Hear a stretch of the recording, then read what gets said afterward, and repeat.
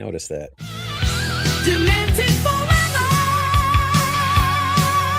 Jamie, Brian, Batman. Horror fan tonight. One of us. One of us.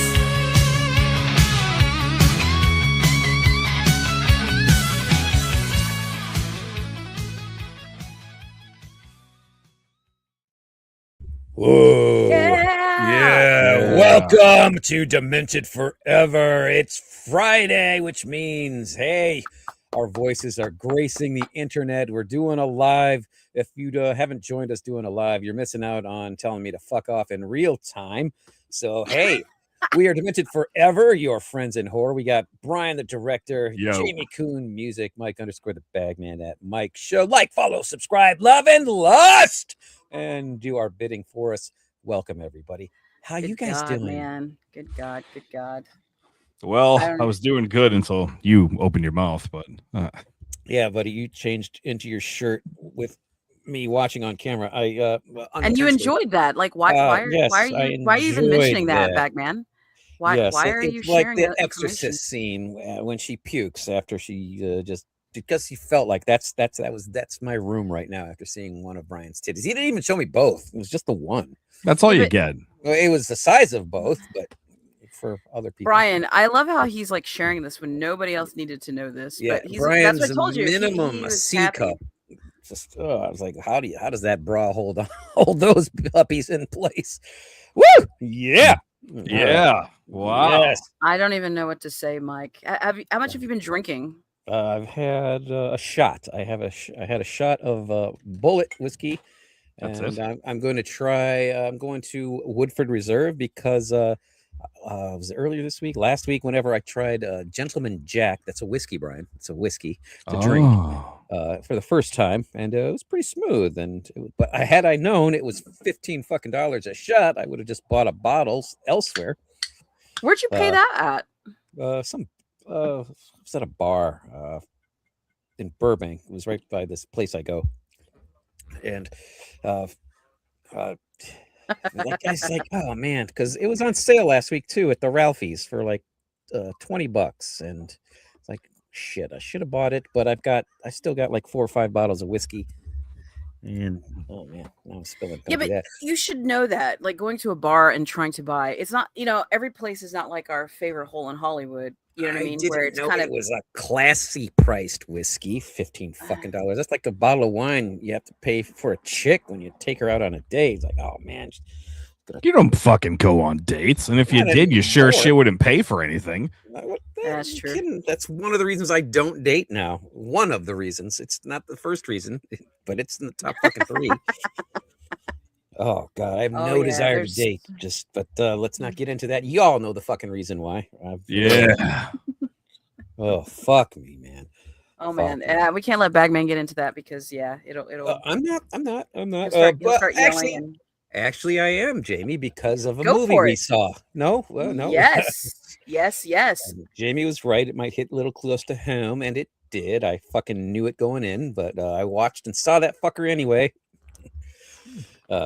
Obsession. Obsession. This Oh, movie nice. is over, A concrete tale. yeah, it's made over $250 million. Jamie says it's great. She loved it. It was okay. He's That's good. what I figured. I figured. No. not Steve bad. loved it too. The only It's problem not Mike had with bad. it was just because it didn't have a lot of boob shots in it. That's Oh, all it he did cares not. about. Like the only boobs you see are like dead boobs, and those are not that's- as fun as everyone But says. that's all he cares about. It's like Well, Not I You guess know in what I that mean? scenario, though, it's they can't say no, Mike. And they don't that much. Well, because they're not alive. I've gotten posthumous restraining orders. It's kind of weird. I'm like the only one, but whatever. No, the movie it's okay. It's fine. It's not $250 million good, but I wish the producer would find a new guy. seriously. Exactly, It's not Bagman $250 million good. It's CVSW, you know what's up. You understand. it's a $30 to $40 million movie at best. But It's a great fine film. acting, great chemistry. But it's not worth the 250 million it's making. But hey, congrats. people are going to see movies at the theater, and that makes me happy. I didn't hate it whatsoever. It's all right. It's okay. He's It's an okay. idiot. And you know, it's a documentary based on Mike's love life. Oh, Jesus Christ. So I warned him ahead of time. No, I knew it. And I there was knew a what I was couple of getting into. scenes, and I was like, "Oh!" But you know, Oh, Vinyl man. Steve went with us, so it was me, Bagman, and Vinyl Steve. We went to City Walk, Universal Studios. Their new Universal. with their new measures in place with the security as you enter the actual mall, outdoor mall now. It's come to that. So Like, back. Well, it's just to keep everybody safe. You know what I mean? Because what was I there was understand really that. It just sucks that it's come to security that. for the City Walk. You know, which was kind of surprising. I'm surprised it wasn't like that for for the longest time. It's just kind of crazy, especially unfortunately the world that we live in. But Yeah. we went to go see it, and Vinyl Steve loved it too. He was on the same boat with me. I don't know about that Bagman, boat of yours, but all right. Bagman is just upset because I there's was on no a raft. boobs, That's not. and They could have used some. Could have used some. that's all he some cares boobs. about, man. Just go home and watch It your would have porn, helped the dude. story. It would not have helped did. the story. The story was great. It would always strengthen a story. You know that. You're the one You're that an tells us off the air. It's like, You're an idiot. Mike. You think you love boobs, but whoa. Hell yeah. So, So anyway, while Mike rambles on about nonsense, July 10th, because I'm right back in the game, I'll be directing my my next opus, Back in the Saddle, real quick. what? Yeah. Go on. So it's called The Signing Room. It's about I was trying to see if there was like if this was an original idea for like horror films or not, like for especially like the short form. No, why hasn't anyone done like a fucking short based around private signings and a private signing gone wrong? Why hasn't anyone ever touched that? And that's exactly what I'm doing. It's waiting for you, Brian. I mean, man. I read the Wow. script months ago. I'm assuming, did you change anything? Yeah. Did you make it good? Well, it is Shut up, good. Bagman. I fixed up some dialogue and I added a scene for the new person that I just cast 2 days ago. Cool. Yeah. Well, Yeah. So first that one- I've heard of this, but this is exciting. Congrats. I'm happy. Yeah, Yeah. my producer partner right there, VSW, good old fucking Peter. He knows the deal. Peter. Yeah, Peter. Peter's the man with the plan. He knows how to get shit done. Fuck Eugene Clark, ain't that right? But anyway, we're working with Danny Hassel, Lisa Wilcox. and Nice. We got someone else. So yeah. That's it. Super excited. I'm very, very proud of this guy because I've been harassing him for years about getting back into writing, and it's really good to see. He actually passed the script to me. I don't know, it was months ago, and I thought it was a great idea. And I'm like, dude, this is the movie you gotta, this is the thing you gotta do to make your comeback. You gotta shoot it, and I'm proud of him. I'm very, very proud that he's There's a doing lot of that this. on his back. And Yes, that's awesome. This I agree with. It's good. Yeah, the pre-sales for now for the Blu-ray. It's $20 for Bagman. That's right. only 20. I charge him 50. Oh, I Well, thought no, that was- we got to be within reason because we know he won't fucking actually pay for shit if it's outside the realm. So I was That's going to say it's true. overpriced, but I thought that was from the Bagman DVD or Blu-ray, whatever. yeah, Okay, it's all right. Fucking digital download. But anyway, you're Yeah. dumb. that and I called upon a friend to give me a cover song for the end credits. What friend? You don't have any friends. Oh, I got a solid friend. Oh, I got a well, solid Yay. friend. Yeah. You know that terrible fucking vocalist Tuesday Night that did that song. Oh yeah, I love that song. Yeah. Imagine if it was redone by somebody good. What? I want to hear that song gooder. Yeah. Yeah. Me too. And it's that person. It's me. I'm excited. Oh. Well, I'm bummed it's not being done here. I do everything I could to help sabotage. I mean, to help join it. Oh, just like the Kickstarters. That's right, Pete. Bagman, you can pay $1,500 and you can fucking be in the film outside the hotel room. I've been outside a lot of hotel rooms. I can't afford that. Make it cheaper. Are you guys going to be doing like any sort of like crowdfunding kind of a thing, or? Fuck no. Me and Peter, we said fuck this. We're just gonna make it happen. That's it. No, I think it's great, and I admire that. I think it's awesome. I was just curious if you were, because I'm assuming it's gonna be a short, right? Yeah, it's gonna be short. Cool. What can we send to get signed on screen? Like, this is screen used signed where they don't destroy it, and what I'm guessing is going to be Oh, an as long as there's massacre. no white paint pen. Or is that the inciting incident? Ooh, I used the proper term in creativity. Wow, you No, be know big careful. words. Oh God! Oh, that was too many syllables. Ow. You got to be careful. Bagman will be on a plane out there July the 10th. I guess just don't give him the deets of where you're going to be. Brian. Bagman for $100, I'll tell you where they're going to be. Probably a Holiday Inn For $99, I'll Gas tell you where station. it's gonna be. Speaking of which, the Venmo's been a little dry lately. But anyway, Mm-hmm. For some beer money. Beer money, beer money, beer money. yeah. But no, I'm really excited. Fucking, it's gonna be good. It's gonna be good. We Yeah, just, absolutely. we just today, me and him, we got the our. Well, I don't know why which board is coming to my head, but the Ouija board one that we made, we just got the sound back. So it's already edited. That's all done. Sound. That's awesome, man. Just got a kid about to score it, do some of the Foley sounds, and then it's going off the colorist, and the shit's all done. So Nice. quick turnaround. This might be the quickest turnaround for anything I've ever fucking done. It's probably because I'm motivated. I've seen you turn around to go back to the fridge to get more booze. Yeah, well, I've seen you turn around to fucking take it in the ass and WeHo, but that's neither here nor there. There's nothing wrong with that. Nope. I accept you. Yeah. Thank you. It's Pride Month. We happy love it. Pride Month, Brian. No, but I'm super excited. I can't wait to see it. I can't wait to see the other short that you did. What is that one titled? His That short, one is his penis. Short. His penis. Yeah. My you fucking idiot. The space between letters. The space between letters. Ah, cool. I Is love it. I can't wait to Bigger see than it. his penis. And let me guess. Are we going to be having this on our channel when this is done? Yes. Yes. Sweet. Well, like, follow, subscribe anyway. And That's right. Make sure you like, make sure you follow, make sure you subscribe. Even if you hate me, just make sure you subscribe. Because there's a lot of motherfuckers that hate me, which I fucking love. Keep hating me. What do you mean? Why would Oh, somebody hate you? there's a lot of people that fucking hate me. Come on now. Yeah, Jamie, look, come on. Quit playing innocent. No, Brian is seriously. Jamie I mean, good. People might be upset with some of the things he says, but hate is a strong word. You know what I mean? But it's the right He's word. a good dude. He's a good dude. I don't think Oh, sure. Yeah, it's kind of like you, Bagman. I would say the same thing. Hey, I know Nobody I'm gonna fucking hate you. lame. So, you don't have Well, to yeah, tell but me. nobody hates you, dude. Yeah, boom. I got it. I agree. I'm not gonna argue. Well, that's awesome. We got 2 short films coming from Brian this year. I love it. I'm super excited, and it's finally good to see him back to what he's so great at it. And if you haven't checked out his films before, I think they're all going to be on Amazon, right? I know you could stream them at this point. Oh, everything's on Tubi right now. Tubi. Perfect. Tubi too. Yeah, I love it. Super Tubi excited. runs with Booby, Brian. In case you're Jesus, wondering. man. Yeah. So more incentive to watch Brian's work.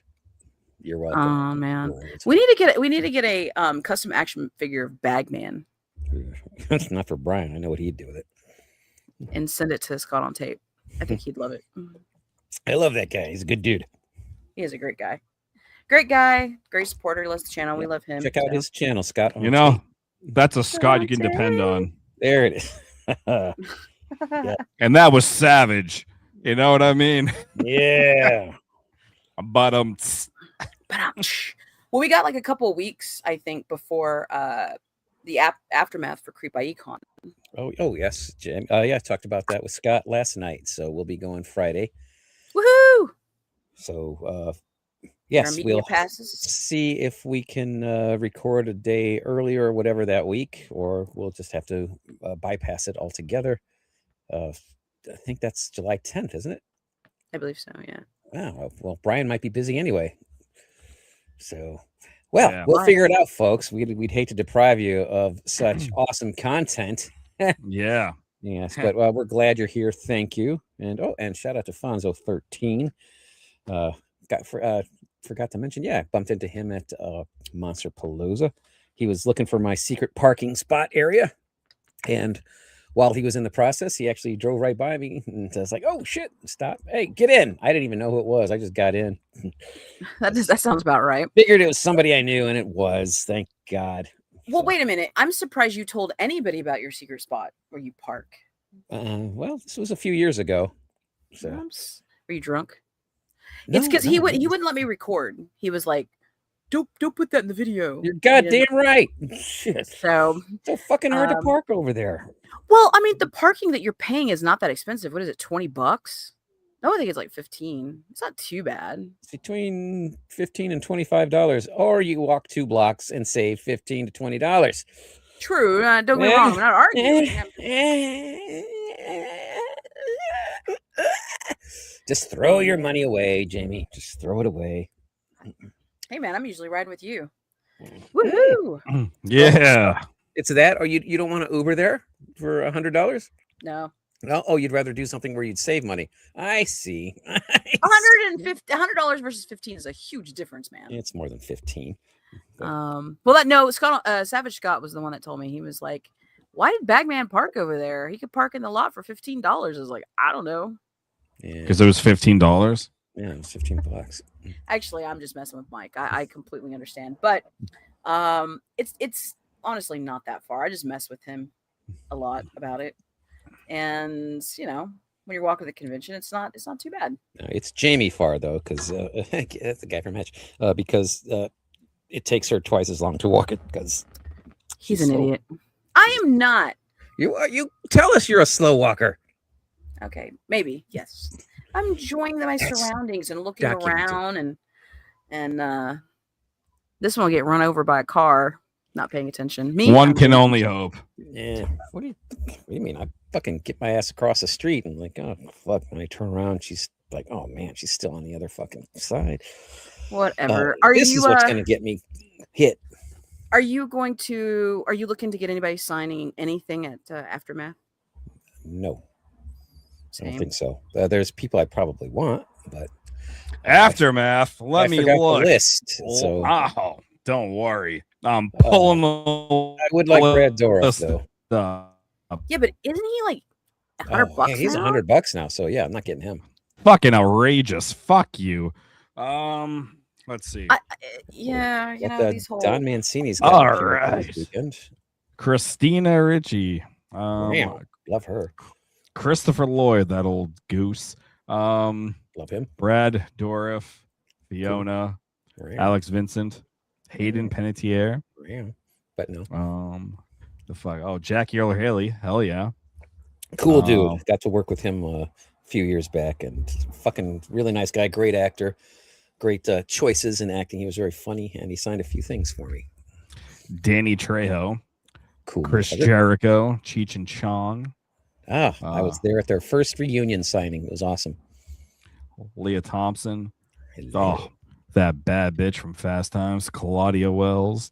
We got that fat fuck from whatchamacallit, and that's okay. I can say that because I'm also a fat fuck. He's a fat fuck. From Adam's Family, Jimmy Workman. Oh, yeah, he yeah. played Yeah. Bugsy. Bugsley. Yeah. Yes. Carol, I can't even pronounce that motherfucker's last name, but he was Oh, Lurch. Carol Stryken, I think is Oh. how I usually hear everybody pronounce it. Robert Patrick, thank you for taking time away from the bottle to come show up. Over for a very long time, but all right. Fucking nice guy. Steven Dorff. Oh, Steven man. Dorff. Oh, did you just cream in your pants? I did. I fucking did. He better not cancel on me in August. I'm gonna lose my shit. Mira Sorvino. She was on my list, and then I met her and a couple of years ago, and she was just all business. It was a little disappointing, unfortunately. What do you think she should have been? Oh, Bagman, you're so it's hot. just, hang out with me, and yeah. what'd you expect? Just it's like, yeah, hey, whatever. Just, you don't. That's not how you act when somebody's. Oh, I wasn't paying her for anything, but when Exactly. but that's not how you treat people that are paying money just for you to sign your name. No, I get you. I You was got to messing with you. be. That's not. You're just there. That was a very transactional attitude, and you need to be more friendly, actually. Just not. Who's just this? all- Yeah. Mira Sorvino, that little hottie. Anyway, Actually, somebody else mentioned that too about that. It was disheartening. It's like, oh, well, all right. Annabeth Gish. Oh, from she was in X Files. Mystic Pizza. On that show. She was on Mystic Pizza. Terry Kaiser. Oh, I loved him. Fucking Weekend at Bernie's and whatever, the doctor from Friday 13th. Part 7. Tori Alien Face Spelling will be there. Well, I could use her on Scream 2, but I'm not paying her. I wonder how much she is. Lachlan Monroe. Cool dude. He was in Freddy vs. Jason and Scary Movie. I got him at Crystal Lake Nightmares. A very, very nice Canadian fella. Nice. And he wished they could have done more with his character. But he was just there for exposition, he said. But nice guy. It was fun to meet him. I don't know how the fuck this guy ever gets work. John Abrams. From, Also from Scary Movie. And Ah. Meet the Parents. I met him at the premiere Jamie and I went to of that one pig movie. 3 Killer Pigs. I mean, you know what's funny is one of my songs was actually in a movie that he was in. It was called Deceit. It was like a Lifetime movie. nice. Like years I ago. thought you were going to say I snuck a song into that 3 Killer Pigs movie because I was going to choke you because that fucking music That would be was- cool, man. Because the song that they Wow. kept using I wasn't a fan of it. Wow, Jamie didn't like something. Here's it's Simon Rex. Who's that? Simon Rex. Yeah. Oh, is he a Cenobite?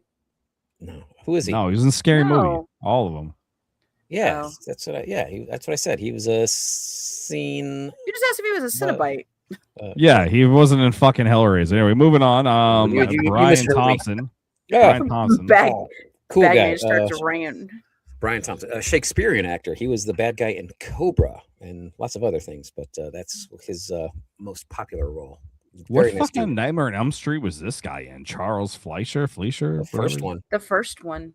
Was he? He was the one that made Pat pay like a premium price to sign my Elm Street Laserdisc. Yeah, he was the doctor at the Dream Institute thing. Oh, that. I don't even remember that, but yeah, he's not $100 autograph whatsoever. He charged Pat $100 He's, because it was. I know he think- charged him that, and Pat shouldn't have paid it, but no, Charles Fleischer, Yeah. $30 graph right there. Joanna Cassidy. I Oh, don't 6 know. Feet Under. She was the mom on 6 Feet Under. Ah, okay. She was in Well, Blade the Runner. mom, not like the mom, the Brenda, the character Brenda was Brennan. I think Well, which is it? That was their mom. There's two moms. The There was, like- redhead? she was blonde. No. That's Blonde. the other mom. The That's the main main mom. The other one is the psycho crazy woman's mom. Yeah, Like I you don't know remember that. Yeah. Okay. What else, Bri? John Gassier. Ah, yes, the Crypt Oh yeah. Keeper. Who else? Virginia Madsen. Ram. Okay. Man, I wish I would have Madsen. fucking known that. I would have sent over my my thingy that I got with Clive on it. God damn. Yeah, there's still time to send it to Jamie. Actually, there is. Oh yeah. Kevin Durant, fuck you. Chris Owen, fuck you. Tara Reid, go fucking blow some more rails. Fuck you. Thomas Ian Nichols, fuck you. You haven't been good since Rookie of the Year. Hey, I Mina, wanted to Mina cancel- Savari. Ah, she was. Oh yeah, so an American Pie thingy. Oh wait, theme yes, going. there's American Pie, but I'd like to get Thomas Ian Nichols on the Halloween Resurrection. He Halloween was in that. 8. Yeah, I got to. Yeah, I sat next to him when I was standing in for Monica Keena, and yes, You he were was in, you were standing for a woman? yes, I Same was- same breast this is. yeah. Gotcha. When I was a last second handler for her, because I thought she was one of I thought she was still one of Sean's, and like she needs help, so I sat down, but she wasn't, but that's okay. But yeah, got to hang out with him. He was in a movie called Rookie of the Year, correct, Brian? And his apartment was it looked like, from what I could tell from the shot, was my actual apartment when I was in first and second grade and back in Oak Park, Illinois. And he was, the first scene is like in my old alley where I used to play. I was like, what? So that was, I want to know how you used to earn $1, but yeah. Allowance. And it was actually, it was never $1. The most I ever got was 75 cents every 2 weeks. And that was in sixth grade. My mom was cheap. So I had to get a job to make my money and waste it. I fucking wasted my money, didn't save, and that's why I am the loser I am today. But Well, that's Thomas clear. Ian Nicholas, nice guy. Mina Savari. I one time I was in fucking I was in where was I? I was in West Hollywood. Had to have been. Jail. It was at the UPS store. I remember I was fucking dropping something off, and she fucking was picking up something, like a package or the fuck, and the guy wouldn't help her. I didn't even realize who the fuck she was, and then I was looked at her. I was like, "I'll help you," and then like I carried her shit to her fucking car and stuff. Then I talked to her for like a couple minutes, and then like that was it. Then I was like, "Wait a second, I know that fucking broad." Yeah. Let's see. I bumped into her at a premiere at the Chinese Six a few years back. She was very nice. Forgot the name of the movie, but Neil McDonough was in it. But I got a picture with her, and I should have. Well, had I known we'd be talking about it, I'd have sent that. But I got a picture with Christopher McDonald, Shooter McGavin, and that guy from Borat. He said, I asked for a picture with Chris. Yeah, all right, let's get a picture with this guy too. And he brought in that guy from Borat, who's the fat guy running around naked. It was Nice. The you of the group. yeah, nice. So nice guy. Both. It was a nice experience. Everybody was nice. It was a premiere, and it was one accessible to the public because all you had to do was buy a ticket to a movie and you're allowed in there. I think, but it's probably Bagman's too much. banned from many movie theaters. I'm banned from lots of stuff. Thank you very much. So mostly, Bars. I'm banned from Sanity, baby. Yeah, try and sane me up. Yeah. Anybody else? Lay Brian? off the booze, dude. Fuck No, that was you. Oh, okay, so I mean, it this- sounds like an amazing show. I mean, it's the guys that put that on are really great people. They're big supporters of different charities and stuff like that, which I always think is awesome. Very giving, and I love to support them.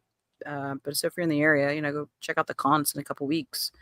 And yeah, yeah, I'm this is- excited. Yeah, We'll see Aftermath Bagman is on it's more of a pop culture con, but they definitely try to keep it horror. But, Well, yeah, a lot of the it's- vendors will be there. Will be horror related. Trick or Treat Studios will probably be there. I know that like Fangoria usually goes.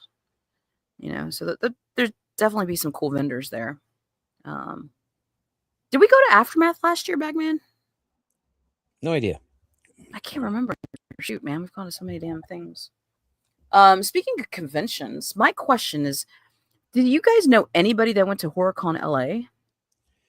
No, Scott couldn't make it, and I haven't talked to Shan the Can in a bit. I used to be busy at Exotica Con or whatever the fuck. But they had it.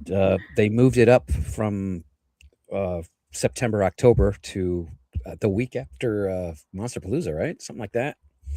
So it was still bad timing. Yeah. And it's just not ideal because if you just pay the regular 40 whatever dollars to get in, it's around 1 or 2 o'clock, and this thing closes at 7. I don't know. I'd have gone if I didn't have to pay, but it's at the LA To Convention Exotica Center. Con. Yeah, to Exotica. Fuck yeah! Why the hell not? Well, the whole thing with that con is because it's in downtown and Yeah, it it's sucks. So everything is Downtown LA expensive. Convention Center, so you gotta parking's a lot. You gotta drive downtown. I don't know why they keep having it there, but I don't know. They must. I don't know. They must must have a some good sort of deal with him. or- Yeah. or Well, pictures of somebody, incriminating pictures. the reason why I was asking was because I've been seeing like videos posted on like TikTok and stuff, and it looked like it had a decent turnout. Well, good, good. I Um, do want cons to thrive. Me too. But I mean, the very first one we went to was very odd. This is a disappointing year for cons. But nothing spectacular. Yeah. I mean, we've been going to conventions so long that I don't know if any convention at this point is just going to make me go, holy crap. At this point, it's going because I'm seeing my friends. I love checking out the vendors. The talent in general, most of them have just been to every convention we've gone to. Yeah, So it's they the same talent, rotate. but higher priced. Yeah. It's just it's tracking to be And more expensive Now, every oh year. man, I forgot to send Brian a picture, or I don't know, but Kane Hodder now has the Jason Part 9 figure out, coming out soon from NECA. Is it the video game What's version? the though? box? The I didn't really see the box. I just the figure, but it did say video game in the somewhere in the description. Yeah, they're doing the figures basing off the video game. But it was Um, the Part 9 figure. Yeah, And, no. It's definitely that. Were they doing the Manhattan one too? It was based on the video game as well. I wonder why they're doing it. That must be a legal Must be a, thing. I don't know, must be a because they're getting licensing around thing or something. they're getting around the Friday the 13th thing. But we all know it's Friday the 13th. Fucking Jason Universe bullshit. Fuck you. It's Friday the 13th. You lawyers. Yeah, fuck you lawyers. Lawyers. But yeah, that I mean, I hated those two movies, but I love Kane and love any interaction with him. So those might be those might gettable. Who knows? But I don't know, because it's not like he'll have a shot with you anymore. That's a bummer. Well, the guy's doing it for health reasons, so it's a good thing. Health. You know what I schmouth. mean? You Yeah, that's know, good. We want him to live a long time. Not that he ever did absolutely. shots with anybody at a convention, but if he did, that would have been a very awesome experience for anybody who ever got to down a few whiskey shots with that legend. And they probably had a great time and great experience doing it. He didn't. I'm sure he would have said, "Don't film that," so that was respected. But hey, there's people We out there. blurbed it out. We blurbed it out of what he was guest starring on, so we didn't, we I wasn't blurred out the video. talking about that, but Oh, hey, man, if you got to have a shot with Kane Hodder at a convention, man, cheers to you, because it's an awesome experience. I just got a text from Robert and Hal, his cute little kitty Halloween. They're out and about in Hollywood, and they're listening to us right now. So Yes. Yeah. Al I is love- Robert's beautiful little black kitten who has now seen more movies than I have this year. it's absolutely adorable. Robert sends me pictures, and I love it. I love it. And half the time, I'm asleep before because I've been getting a lot of early shifts. So when I wake up in the morning, I see these cute little photos of this little black kitty. And he They're takes them very nice. everywhere. I love He it. does. You know what I mean? It's so good to see. This little kitty's living a great life, and he Robert rescued loves him. him.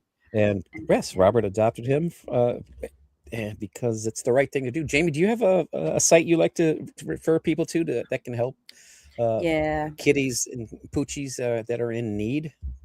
always. What is it? arlorescue.com. Arlorescue.com. And Great site. they're hurting right now, like everybody else, financially, and they're all volunteers, so donation driven. So they're trying to save as many animals as they can throughout my little hometown called Okima, and great little cause. Yeah, and we discovered a $2 Tuesday the other day when we were drinking at one of our watering holes, and so I tried to make up for a few Tuesdays, as did Jamie, because she's the one that found it. But hey, if fucking donate $2 on any day, and help a little critter. Yeah. So there. And if you're an attractive, sexy, lonely woman who Don't call Mike. No, never mind. I lost track. Call Mike. It isn't Psycho or Stalker. Bagman. Oh Yeah. God. What? Yeah. Okay. In the news, I mean, we got con season. As you know, we're all going to Houston. It's about a month at this point. Yeah. And, super excited about that. Just because I get to be in the same place with these two fools. Low standards for fun, but okay. Hey, man. I'm excited. I'm super, super excited. See your faces all together. Yeah. And watch you two get blast drinking too much. Coming from the sober queen here. It's gonna be glorious. Yeah, it's a 1-to-3 beer ratio when you're drinking with her. I finished my first beer and she's got 2 crushed cans and is already on her third. But okay, You know what? Fuck yeah. Fuck yeah. I had a bad day at work. What do you want to say? Well, actually, it wasn't a bad day. It was just a tiring every day. time And When we're drink, all together, can we just pretend like it was all? We just like it's a repetitive bad day, and we just keep drinking. that's what we do anyway. Brian, you and I have been to many conventions together, and yeah, You already know the system. We've done that. Our little backpack with the beer, walking around. It was amazing. It Yeah, was good amazing. times. Actually, I tried it. I did this year at Monster Palooza, but Yeah, I think next time you should probably bring cans, Bagman. Agreed. But I don't know. Monster Palooza is great. I love that convention, and it's awesome. awesome. But there's, I don't know. You look a little like an outsider if you're walking around that con drinking beer because there's hardly anybody drinking. You say that, yet we were sitting by the bar where everybody was drinking, but okay. I don't think so. They were like getting food. There was no the food bar, there. the That bar was the food was alcohol no, place. that they had like By the the like funnel. Starbucks. You're an idiot. There was Okay. Well, a that bar part's there, fucking but true. Starbucks to the left, bar to the right. Oh, let's get some alcohol. We're drinking. yeah. All right. Well, speaking of drinking, but talking about later on in life, on October 9th through the 11th at Son of Monster Palooza, Woo! they've already announced some guests. Did you know? Oh, nice. I did not know that. Let's Really hear good it. so far. Here we go. And, this is bad timing for this first guest. They should have fucking waited till those news that the Screen Greats figures dropped. Doug Bradley. Nice. Oh, that's got a new Pinhead figure coming out. It's like, And Mask. And masks, yeah, and they look Masks. good. And I have to say, yeah. Doug Bradley is one celebrity that has not raised his prices. Very much. So we appreciate that. That's amazing. Sorry, Brian, didn't mean to cut you off. Ashley Lawrence. Still on my list. Still got us restraining organs, Bagman, but okay. James Marsters. Who? Buffy the Is that Vampire Slayer. Spike? Yep, Got exactly. Very, very nice dude. Juliet Landau. Oh, nice. Very nice. Ed woman. Wood. Yep. Friend. We are friendly acquaintances. Her and Dev are just awesome people. Fuck, I need her on the wall, don't I? You Shit. are my friend. I need her in my Shit. book. Need her on the Ed Wood wall. Send it. All right. Well, I will because I'm gonna put the custom 8x10 inside my laser disc. That's right, the traveling fucking laser disc, because I need Chris Sarandon on it. From Fright Night. You're finally gonna do it this time. Have to. He's getting fucking old, and he's the last fucker I need, so I'm just gonna get him. Yeah, pay the money and get him. I'll use I have a great white pen. I can have him sign that in. Fuck you. Well, he's been he's been got at Tom a couple Holland's fingerprints on it. conventions, and Brian's passed him over. So this is actually really I cool. get He's it. finally Oh gonna yeah, do it. he's like $60 now. He's probably 80 to 100. 70, pal. Okay. That would Jesus. be a little bit less, but that's more than 60. Stephen Jeffries. From Fright Night, and a Very movie cool. called Heaven Help Us with Kevin Dillon and John Hurd, which the one time I met him, I brought that movie up, and he was very shocked and excited that I knew him from that movie. And God, I wish I'd taken a picture with him. Amanda Beers. From nice. Married with Children as well. And Fright Night. And Yeah, Fright it's a little Fright Night reunion. That's very cool. I'm Wish I sure could've they're met gonna Robbie. announce Holland. I'm sure. Oh, yeah, he's got to be there. Up and here we go. Miss Don't Follow Me, You Bitch, Thora Birch. Okay. Yes, from what I She sees understand. Bagman starts running. Oh, please. Well, she says she did. She is cute. Yes. So yeah, there was that video that went viral, but apparently it was edited to make it look like it was a worse situation than it was. Apparently, so just saying. Unfortunately, you can't believe everything you see. Just go on YouTube and just watch basic editing videos, like how to edit or whatever. Just watch, and so you can know what to look for in videos, because the news is going to be harder and harder to believe. And I'm not. Well, I mean, in no way, shape, or form you should be Videos. following any celebrity harassing them. I mean, it may not be as bad as it looks, but wasn't still, my point. It wasn't my point, but she's right. But just, but yes, you're right. Yeah, don't fucking harass celebrities, especially outside their hotel rooms when your friends are trying to film their movies. But whatever. But no, just look for the signs, because AI and bullshit editing are going to really fuck things up in our society, and that's no lie. But that's a pretty good lineup so far. Brian, what's your opinion, both of you actually, Monster Palooza compared to Frightmare? Because I've never gone to Texas Frightmare. I would choose Frightmare. Well, you talking about old school Frightmare or the new just convention Frightmare, Brian? Pick one. Pick one. No, I'm just asking Uh, Brian. Yeah, pick one. I would the say I old would one- say both. Both I'd choose over that. Because I feel like Monsterpalooza, it's always the same fucking hitters, just in rotation. It's nothing. But I I don't feel know, that but Frightmare's the same because Scream People is like every year, and yeah, Brad Dourif, and you know what I mean. They're there every year too. It seems like they've been there the last few cons, right? yeah, but I look at it for like the overall, not just guess. Like it's like the overall like convention experience for that weekend. If like to me, those are probably like one of the two biggest in the country, and I would still say that Frightmare is a better Frightmare. overall experience than that. I mean, that's really hard because I've been to both, and I haven't been to the new location for Frightmare. I'm just kind of basing this on the old one. I can't tell you which one I'd pick because they both have a special meaning for me. Because like the one out here, it's just I get to see all my California friends. You know what I mean? It's we're all in one spot, and sometimes people are traveling here. Frightmare, I get to see Brian and some of the friends that I've made through going to that. You know, with Brian. So it's just it's really hard for me to personally pick as far as because both of the cons, I don't really think I went for anything specific, like actor wise, except for the Robert England that time, and we had a VIP pass. But he's easy to get because you can just mail his stuff into him, so it wasn't like something that I couldn't get. Um, but both of them have a special meaning to me because I get to spend them with you goobers. So, yeah, I can't really say which one's better. I love them both. Okay. But all right, Brian's sticking with Frightmare, and that's totally cool.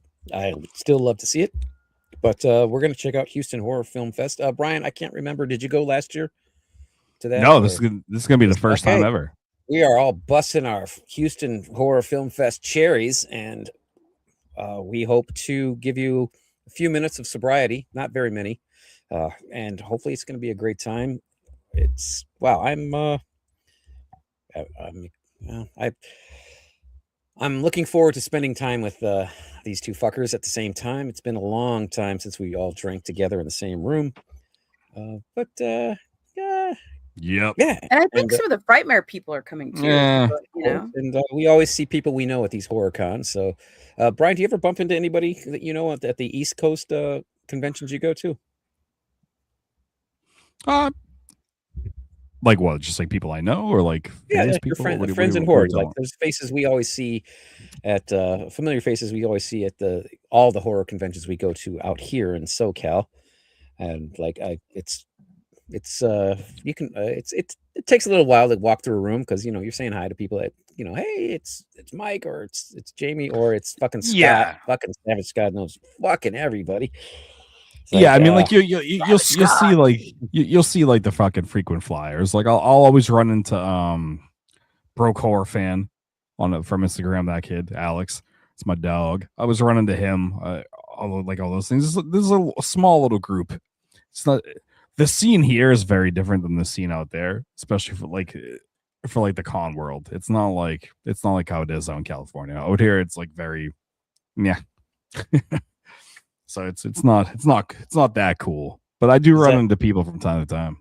So when you say "Meh," is it because of the expression on people's faces when they see you walking down the aisles, and like Obviously, well, waddling down the aisles, but yes. like the faces I get when a girl thinks I'm going to ask her out? I'm like, Yeah, which is all the time. Hello, Which is HR. all the fucking time. Like, oh my god, oh dude, like I asked this girl once. I was sitting at a table eating my lunch, and she's like 12 feet away at the fridge, and it's a Friday, and I asked, oh, what are you doing this weekend? The fucking look of fear on her face. Things, stuff. I was like, that's nice. Like, bitch, it's Friday. I know you're from France or wherever the fuck you're from, but it's a Friday question. On Monday, people ask, how was your weekend? And Friday, they ask, what are you doing this week? So I was like, fuck, I have food in my mouth and I'm at a table. I'm not asking you out. Fuck. Look, I mean, Hell I'm not yeah. gonna lie. When I was younger, and I'd get guys asking me that when I was going to music school, and I would have the same like, should I answer this? Because at some point that question led to maybe we should hang out. So I can't blame her just because she's probably been asked that a lot, and she it's wasn't very that hot. uncomfortable. She was cute. It doesn't matter. I mean, you know what I mean? Like you get as a woman, a single woman, like especially I'm assuming she was a but younger that, person, but I've never seen a woman with more fear in her face than well, I didn't have some guy fear. I would just 12 be like, feet away oh, with thank you. eating a sandwich. Like, yeah, it was like I didn't like stop everything. I was like, hey, what are you doing this man? Hey, things, stuff. Oh. It's like, Well, Oh, I speaking of Houston, let's backtrack. They dropped autograph prices. Oh, what? wow. So we're gonna play everyone's favorite game. Ba, ba, ba, ba. How much What is it does that called? fucker Okay. cost? All right. What does that fucker cost? All right. Well, Let's we're go. gonna start with the fucking the biggest bag in the room, and I'm not talking about Mike. We're talking Brad? about Jerry Wallace. Oh, I don't know why I did that. 60. Jerry Wallace. He was charging 50. I'll say 40 now. I say Jamie? 60. He is 60. $40. Nice. Yeah, Bagman won that round. Woohoo. I have a lot of shit for that fucker. And Well, glad he's only 40. he's old, so he's old. If you're a Jason fan, fucking get him. Well, Seems legit. I'm just thinking like 40 sounds, decent, but I'm just like thinking because it's Friday 13th that, it's going to up it because they're having a little bit of a reunion there, right? For Friday 13th. Yes. Yep. Okay, Yes, so I and figured it might be a little bit more. Something they should have done at Crystal Lake Nightmares was all lower the price because there were so many people, like 70 They should fucking have. people. They should have. But go ahead, Here Brian. we go. Donald Logue. Donald Logue. He was so many things. Gotham. Sons of Anarchy. He had that great TV show where he was like he was a on dad. SVU. Grounded for Life. Grounded for Life with Megan Price. Fucking hottie. He Very was on nice woman. Special Victims Unit for a bit too. Gotcha. And I think he's handsome. He's a nice guy. 50. Nice looking guy. I'm gonna say he's 40 now. 50. Mike is correct. Mm. I'm liking the 40s. I'm not gonna lie. It's attractive when I see that 40 instead of 60 I should or have 80. said 40 because I just realized that I think that he's one of Sean's Clark's guys, and Sean he tries to is. keep the pricing.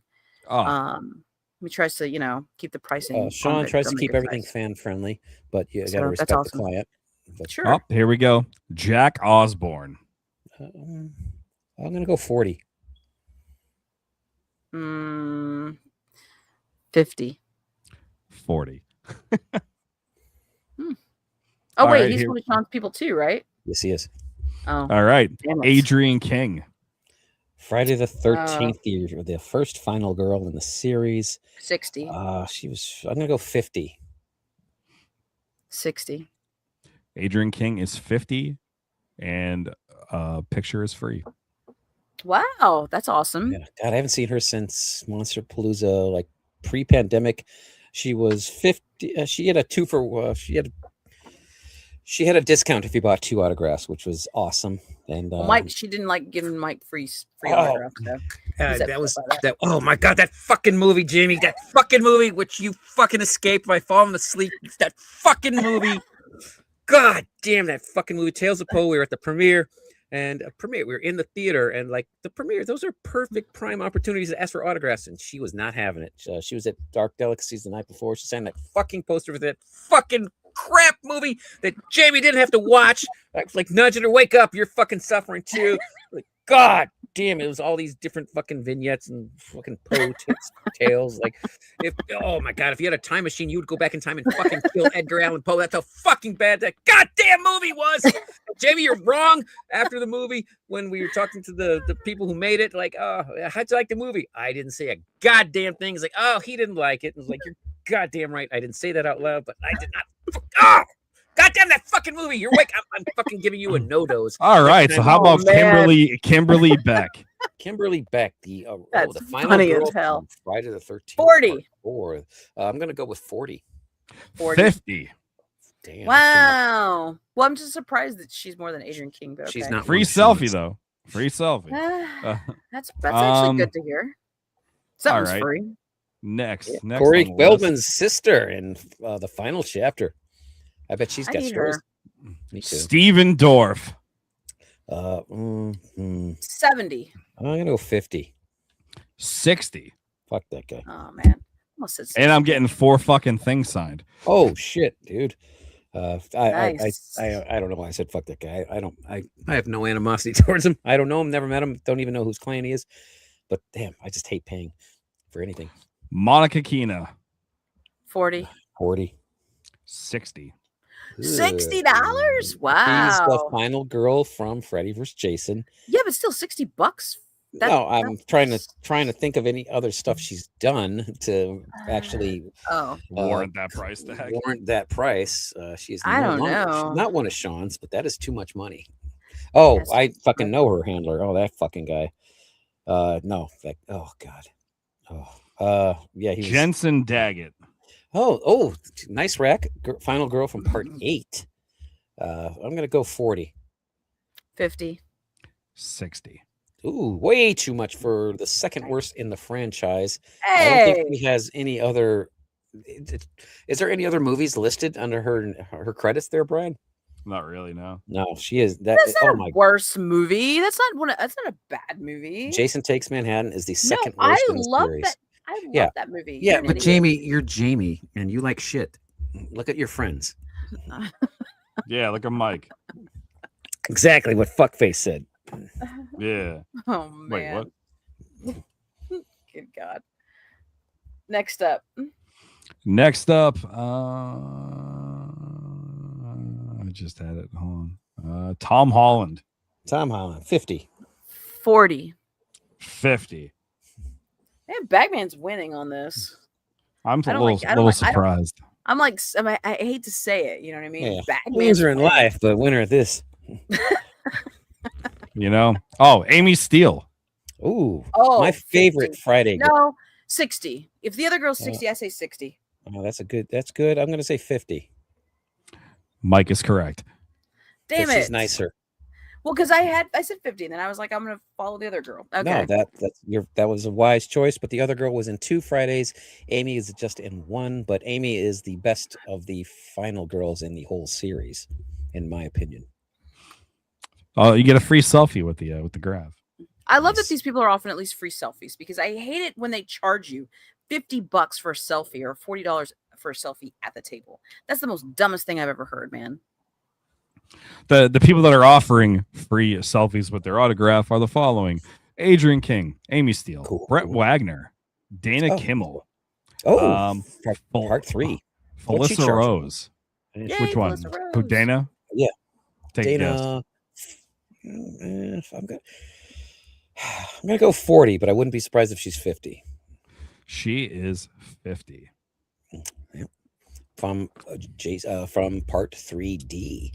Yep. John Abrams, still don't know how he gets work. Kimberly Beck, Lachlan Monroe, Michael Tuff, Timothy Rayner, Tina Ramiro, and Tom Holland. All those are free pictures with the graph. Which con is this?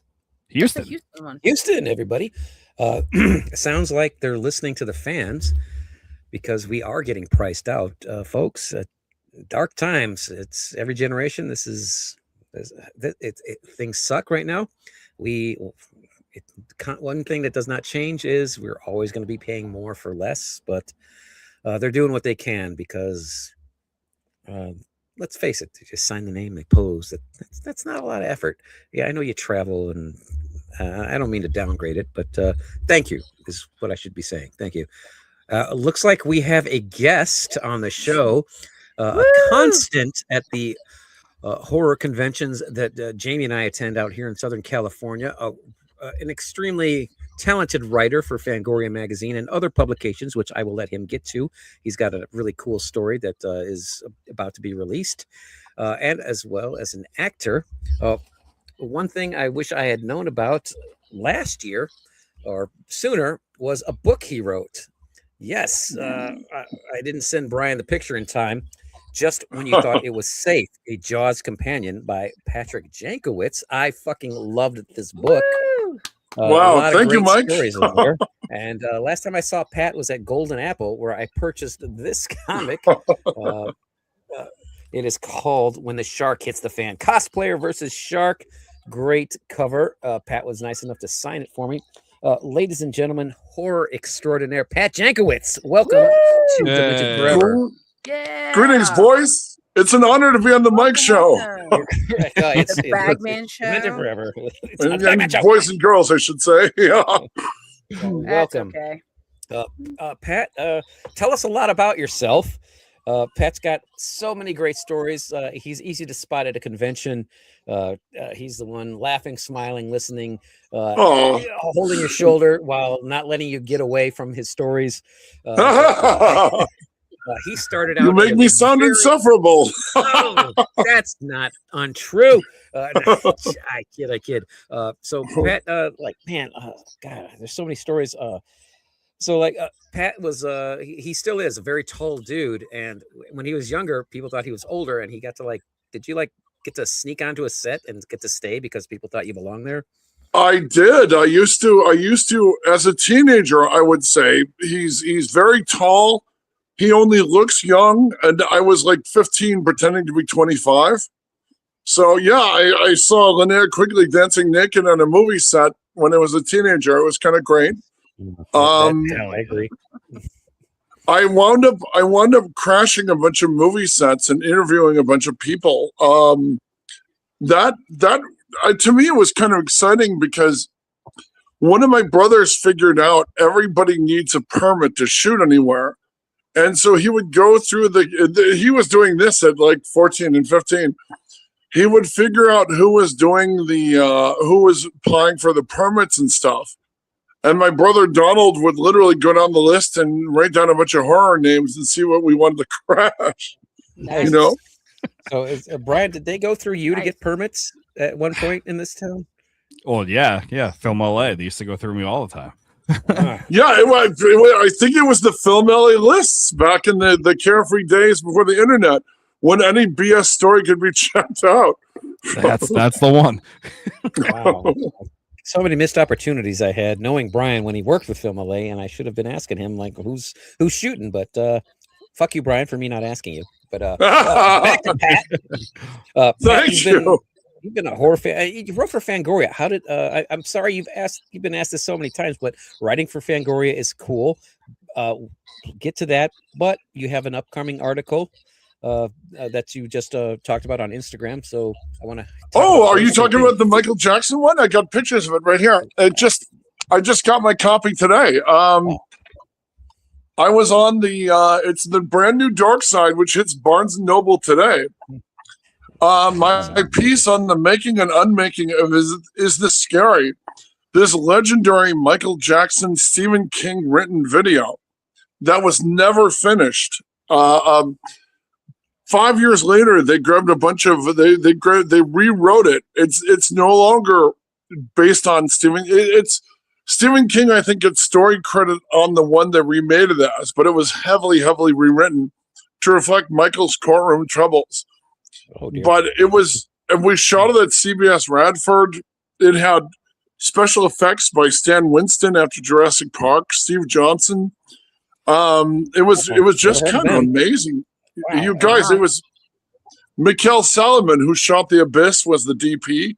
Mick Garris was the director, and they built the biggest soundstage. They built the biggest sets to this day I have ever seen.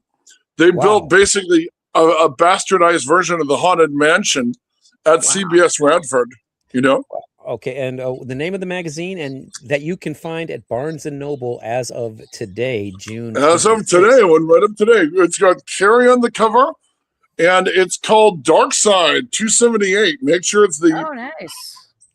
it's the British Fangoria. It's basically Fangoria's British rival. I think they're a little more. I've been writing more for them lately because Alan Bryce, the editor, is really sharp, and he knows if you have a good article, he'll say to you, "Hey, write longer, write. You're no time constraints. Just write the article you want to write." And I mean, that's a 50-page article, and then in the magazine, it's 8 pages. Once my 50 pages went in there, with pictures, it becomes 8 pages. It's like 5 or 10 written pages per page. And I mean, I love Fangoria, but they went quarterly. And so there's barely enough time. They're only out 4 times a year. and I dig. I've been running for like the Starlog equivalent of England, which is the sister magazine of Darkside. It's Infinity. Here's a story you guys might like. 298 Infinity 98 just came out. Infinity 100, their big 100th anniversary, the 100th issue, not anniversary. But I have an interview with Bob Kane from back in the day, from Oh, shit. Batman. and Bob was crazy eccentric. I mean, he talked like Wally Gator from the old Boomerang Cartoon Network channel. And I'll let you guys guess what offended Bob more. Do you think Bob was offended that Bill Finger's name wasn't on the Tim Burton Batman movies? I don't think he was offended by that at all. Or was it Bob the cartoonist in the film and everyone thinks I'm a fat bald guy? There you go. Let's go with B. B is correct, sir. Hell yeah. Yeah, so Bob was looking out for Bob. That's yes. Folks, Bob Kane gets credit for creating Batman, but it was actually Bill Finger. So now when you see a DC movie with Batman in it, it's Bob Kane with Bill Finger, but it's Bill Finger. But Bob Kane, on his deathbed or in his last few years of life, did admit that he regretted not giving Bill Finger credit for his work on Batman. So do your research and we have Scott on tape joining us. Can I get a clarification on what a Dick Warlock is and what they do? It's a douchebag witch, and what they do is they give you half spells, like, oh, I want that person to fall down the stairs, so maybe they'll fall down a stair as opposed to. Bagman is definitely the person to ask for that. Scott on tape. You are doing the Lord's work with your excellent investigative questioning. And I applaud you. Caught the finger in high school. Oh, and man. Of course, Scott is correct. They did call him Scott the Finger in high school, but how do you know, he recorded that, and now it's Scott on tape. So you can see Scott the Finger on tape now, and you are welcome for that. Scott on tape. We are talking with Pat Jankowitz, horror extraordinaire, horror enthusiast, horror writer for Fangoria. And the two magazines that you just can you repeat the names? Darkside and Infinity, Bob Kane in issue 100, and the Stephen King story in the brand new issue 298. And of course, oh God, I wish I'd read this so many years ago. I just didn't know I didn't know this existed just when you thought it was safe. Only Jaws book in all 4 movies, Mike. Only one to cover all 4. That's so cool. 4 fucking movies. And this dude. How long did it take you to write this? Because I read this year. The 50th anniversary was last year, and a lot of the people that he talked to and interviewed are no longer with us. But some remarkable work. I loved the hell out of this book. Thank you. This guy's a fucking writer, so just check out his articles. Google him. Pat, what's your handle on the Instagram and such? Oh, I'm Janky JNKIE 2099 on the old Instagram.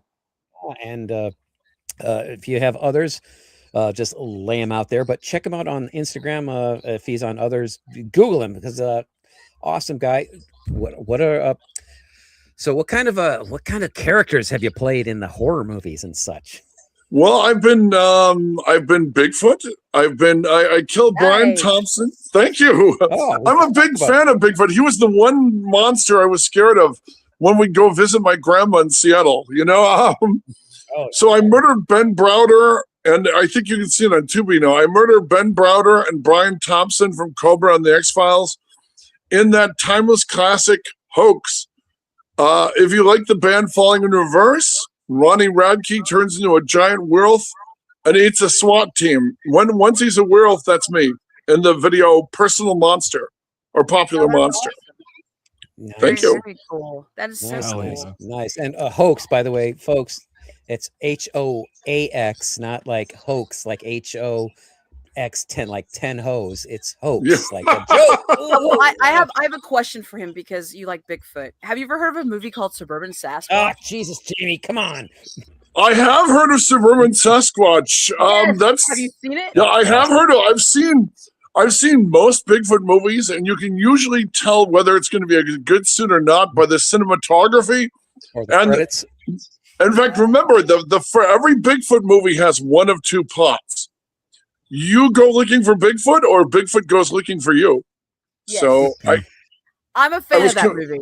I know Yeah. it's Yeah. bad, but I love it. It's worse than bad. it's okay, but if you're looking for the real deal, the best Bigfoot movie is Exists. Have you seen Exists? No, I haven't seen that. no. It's one of the Blair Witch guys, the one who wanted to make Blair Witch about a Bigfoot movie, and his partner talked him out of it. Said, let's fuck that invent a guy. Bigfoot of our own. Yeah, and Exists is criminally underappreciated. I think it's on Tubi as well. It's a really, really scary, well done Bigfoot movie. Okay, You know? well, Jamie, next bet I lose. If I Uh-huh. lose, I have to watch Suburban Sasquatch again. Uh, But if I win, we get to watch Exist. And well, I Scott want to on watch Ti- Exist. Well, I will. well, You'll love I it, will definitely Jamie. All right, Jamie, it's the real deal. Sorry, you have Mike. to go ahead. watch it. You have to watch it with a flat mango card if that exists. Okay, Scott on tape. Jaws 4 is the best Jaws movie because the shark wants revenge, and that's cool. I can't argue with that, dude. I can't argue with that. My brother. There are moments. There are moments. Yeah. My brother's still mad at me to this day. He wanted to see Full Metal Jacket. He's 9 years older than me, and I said, "No, let's go see Jaws 4. It's a sequel." Yo. I like the movie, but yeah, he was right. We should have seen Full Metal Jacket, which we did. Summer of 1987. Great summer for movies. RoboCop, Lethal Weapon, Lost Boys. What an Predator. amazing summer. Yes, it was. But hey, had Exist come out, I would have seen that. Oh, Hey, I want to Well, see it. Jamie, it's the real deal. And Mike, I know you're attacking it, but it's way better than Suburban Sasquatch. Oh, I'm not attacking it. I'm attacking Suburban Sasquatch and Jamie's love for shit. Okay, We okay. call First that of all, She does love a lot of trash. Yeah. I like bad movies, and Suburban Sasquatch is probably one of my favorite bad movies. I absolutely love it. I've And got Mac and 3 Me. copies of it. I love You're Mac giving and it Me. too much credit, calling it a bad movie. It's so. Jamie, hold on. If you're a Mac and Me fan, you have to appreciate Stuart Raffles, Tammy, and the T-Rex. Oh, I've seen that. Yes. Sammy, Oh, I- it's such a good movie. Is that a Thank you. euphemism Stuart for Raffle a is heavy period? Stuart Raffle is one of those guys. Ice Pirates. He's got such a weird output. yeah. You should look at all his movies. He did one called I think High Risk, and he looked like he was onto a brilliant career. And when sorry, go on. No, I was just saying. Oh, my dating life. Please, he looked like he was doing. Please continue, Pat. Oh no, but if you look at High Risk, he accidentally made a great movie, and then he went into the Ice Pirates Mac and Me era, which he's been at ever since. You know, Well, or as Brian calls them, inspiration. yeah, he's not wrong. Yeah, Brian's actually filming a movie. Brian's actually made some movies. They're on Tubi, and he's going to be filming a short film in a couple of weeks, and we're very excited because Brian moved from LA back to the East Coast. Where are you living, Brian? I'm living in Boston now. What part? Like right outside downtown Boston. Yeah. When Mike and Jamie visit, you can take them to all the Jaws locations, actually, in Martha's Vineyard. That's true. Yes, you should. Yes. Yes, you should. Now, folks, God, had I known this, we would have had this guy on last year. But I don't give a fuck. Jaws is one of the best movies of all time, and in my top 5. Yes. Dude. Pat, who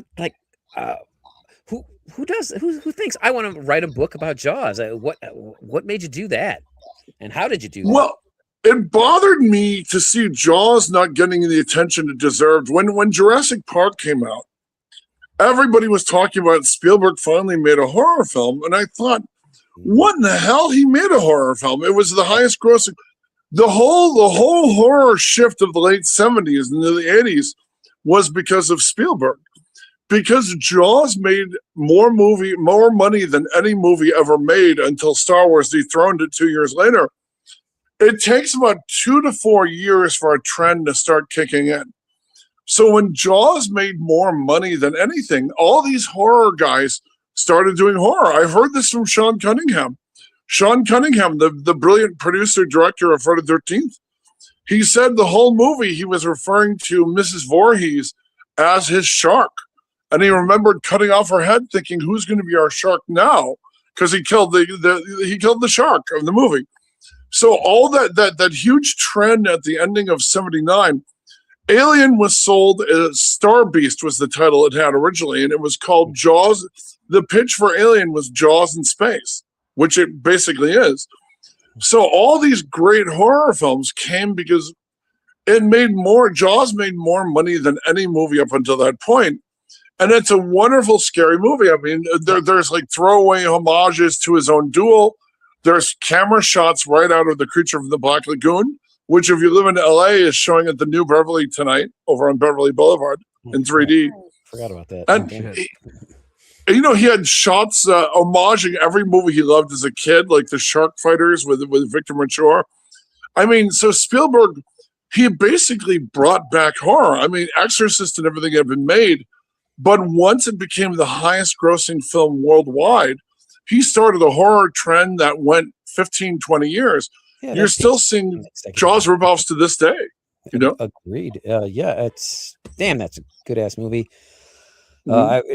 It took me a while. I was scared, but I saw Jaws 2 first, actually, out here in Los Angeles. Shame on you. That's just the way it was in the 70s. And then back home, I couldn't get out of it because it was a birthday party. And like, oh, my pussy. No, you got to watch the movie. And, so it's my favorite. I've got some Jaws memorabilia. I don't have the only autograph I have is Susan Bacalini and Richard Dreyfuss. Susan being the first victim of the franchise. She was the fifth person I interviewed for the book. Richard Dreyfuss, I think, was the last one. And the weird thing is, I decided, because the greatest film book of all time, not just the greatest Jaws book, is Carl Gottlieb's The Jaws Log. I wanted to do a book on the making of all 4 Jaws movies. And by doing that, the stories on 2, 3, and 4 are so crazy. The guy on tape who mentioned Dick Warlock, who you can see my interview with in a Fangoria retrospective on the original Halloween 2, Dick Warlock doubled Richard Dreyfuss. The second Michael Myers doubled Richard Dreyfuss in all the shark cage scenes in the original Jaws. Yeah, I don't have Dick Warlock on any Jaws stuff yet. I don't either. Yeah, I don't either. He's totally uncredited in the movie, you guys. You can find him. In those days, they were timing the credits. So they reached shore. So a lot of people, including speaking parts in the movie, did not get credit, which we should have. Yes, and we owe this to Verna Fields, the editor of the movie, because so many problems with that goddamn shark, and I think it was her. She gets the credit, and I'm fine with that. That whatever that doesn't mean anything, but she this shark's not working. We'll show it late in the movie, and it fucking worked, fucking brilliant.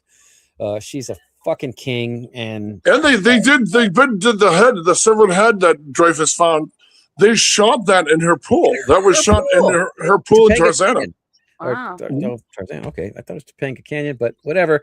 That's fucking awesome. And man, we just the world owes her a huge, huge debt of gratitude. The horror world, the film world, because horror movies, they make the most money, and they, we'll take the money from these horror movies that we shit on and make these other movies that are also bad, but whatever. And by the way, she won the Oscar for that, and they would not let her direct Jaws 2. She wanted to direct Jaws 2, and they would not allow it. Wow. Yeah, and that's her thanks. And Jaws it wasn't even nominated for Best Picture, if I'm not mistaken. Is that correct? No, it was nominated. Paul Thomas Anderson, when he won for One Battle After Another, read off the names of every movie that had been nominated 50 years before him. It was Jaws. It was a murderer's row. Jaws, Nashville. I think One Flew Over the Cuckoo's Nest. It was so many big movies were up that year. But the horrible thing, you're half right, Mike. It was nominated for Best Picture. but Steven Spielberg was not nominated for Best Director. Right. He wasn't. That's right. He was not, and he should have been, and he should have won. Oh, it was Barry Lyndon. I've never seen that. Is that any good? Because that got nominated for. It's slow. It's slow. My big brother made me watch it because he liked that movie. It's really slow, but when it picks up towards the end of it, when his bastard son comes gunning for revenge, it becomes a pretty good movie. But the horrible thing about the Spielberg thing is Steven Spielberg and everybody were so sure he was getting nominated. There is a part where there's footage. You can see it on YouTube. He's hanging with Joe Spinell from The Godfather and Maniac. And they're both wearing Jaws shirts. And Spielberg was never this open again, by the way. He invited a camera crew down to his house to film his reaction to being nominated for an Oscar. Holy shit, that's our first reaction video ever, huh?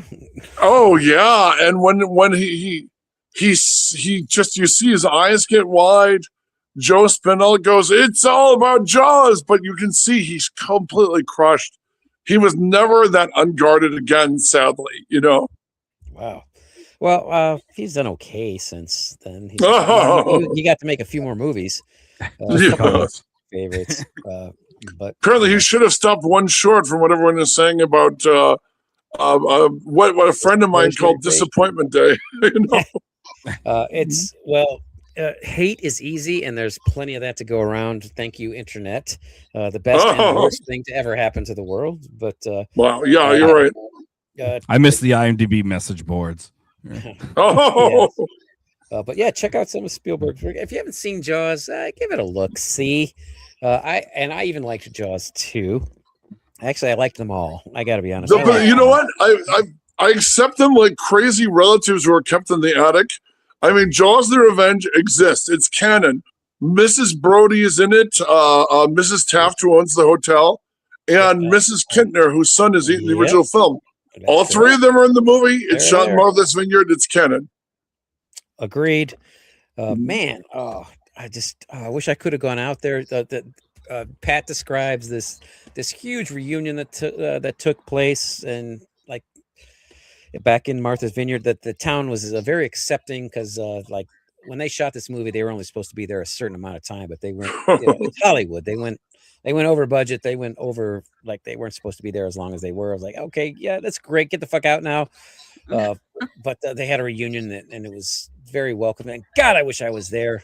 Well, you know, it's the town still exists. Jeffrey Voorhees, who played the doomed Alex Kintner, he just had like a mini one this weekend. You know what I mean? I mean, wait for the town to do a big one, since you guys can now crash with him since he lives in Boston. Wait for the next big, when they announce the next big one, because when I went to the Jaws, the thing is, when I wrote the book originally, I was doing like regular articles for like Starlog, Fangoria, Wizard, and anytime I ran into someone who'd worked on the Jaws movies, I would do interviews. I did one of the Beethoven movies, and I got Bill Butler and Roy Arbogast to meet with me. Roy Arbogast, who built the road. He filmed the movie. Roy Arbogast shot like Rocky 2 through 6. He shot the Yorga movies. He shot everything you've ever seen was probably shot by Bill Butler. He shot Grease.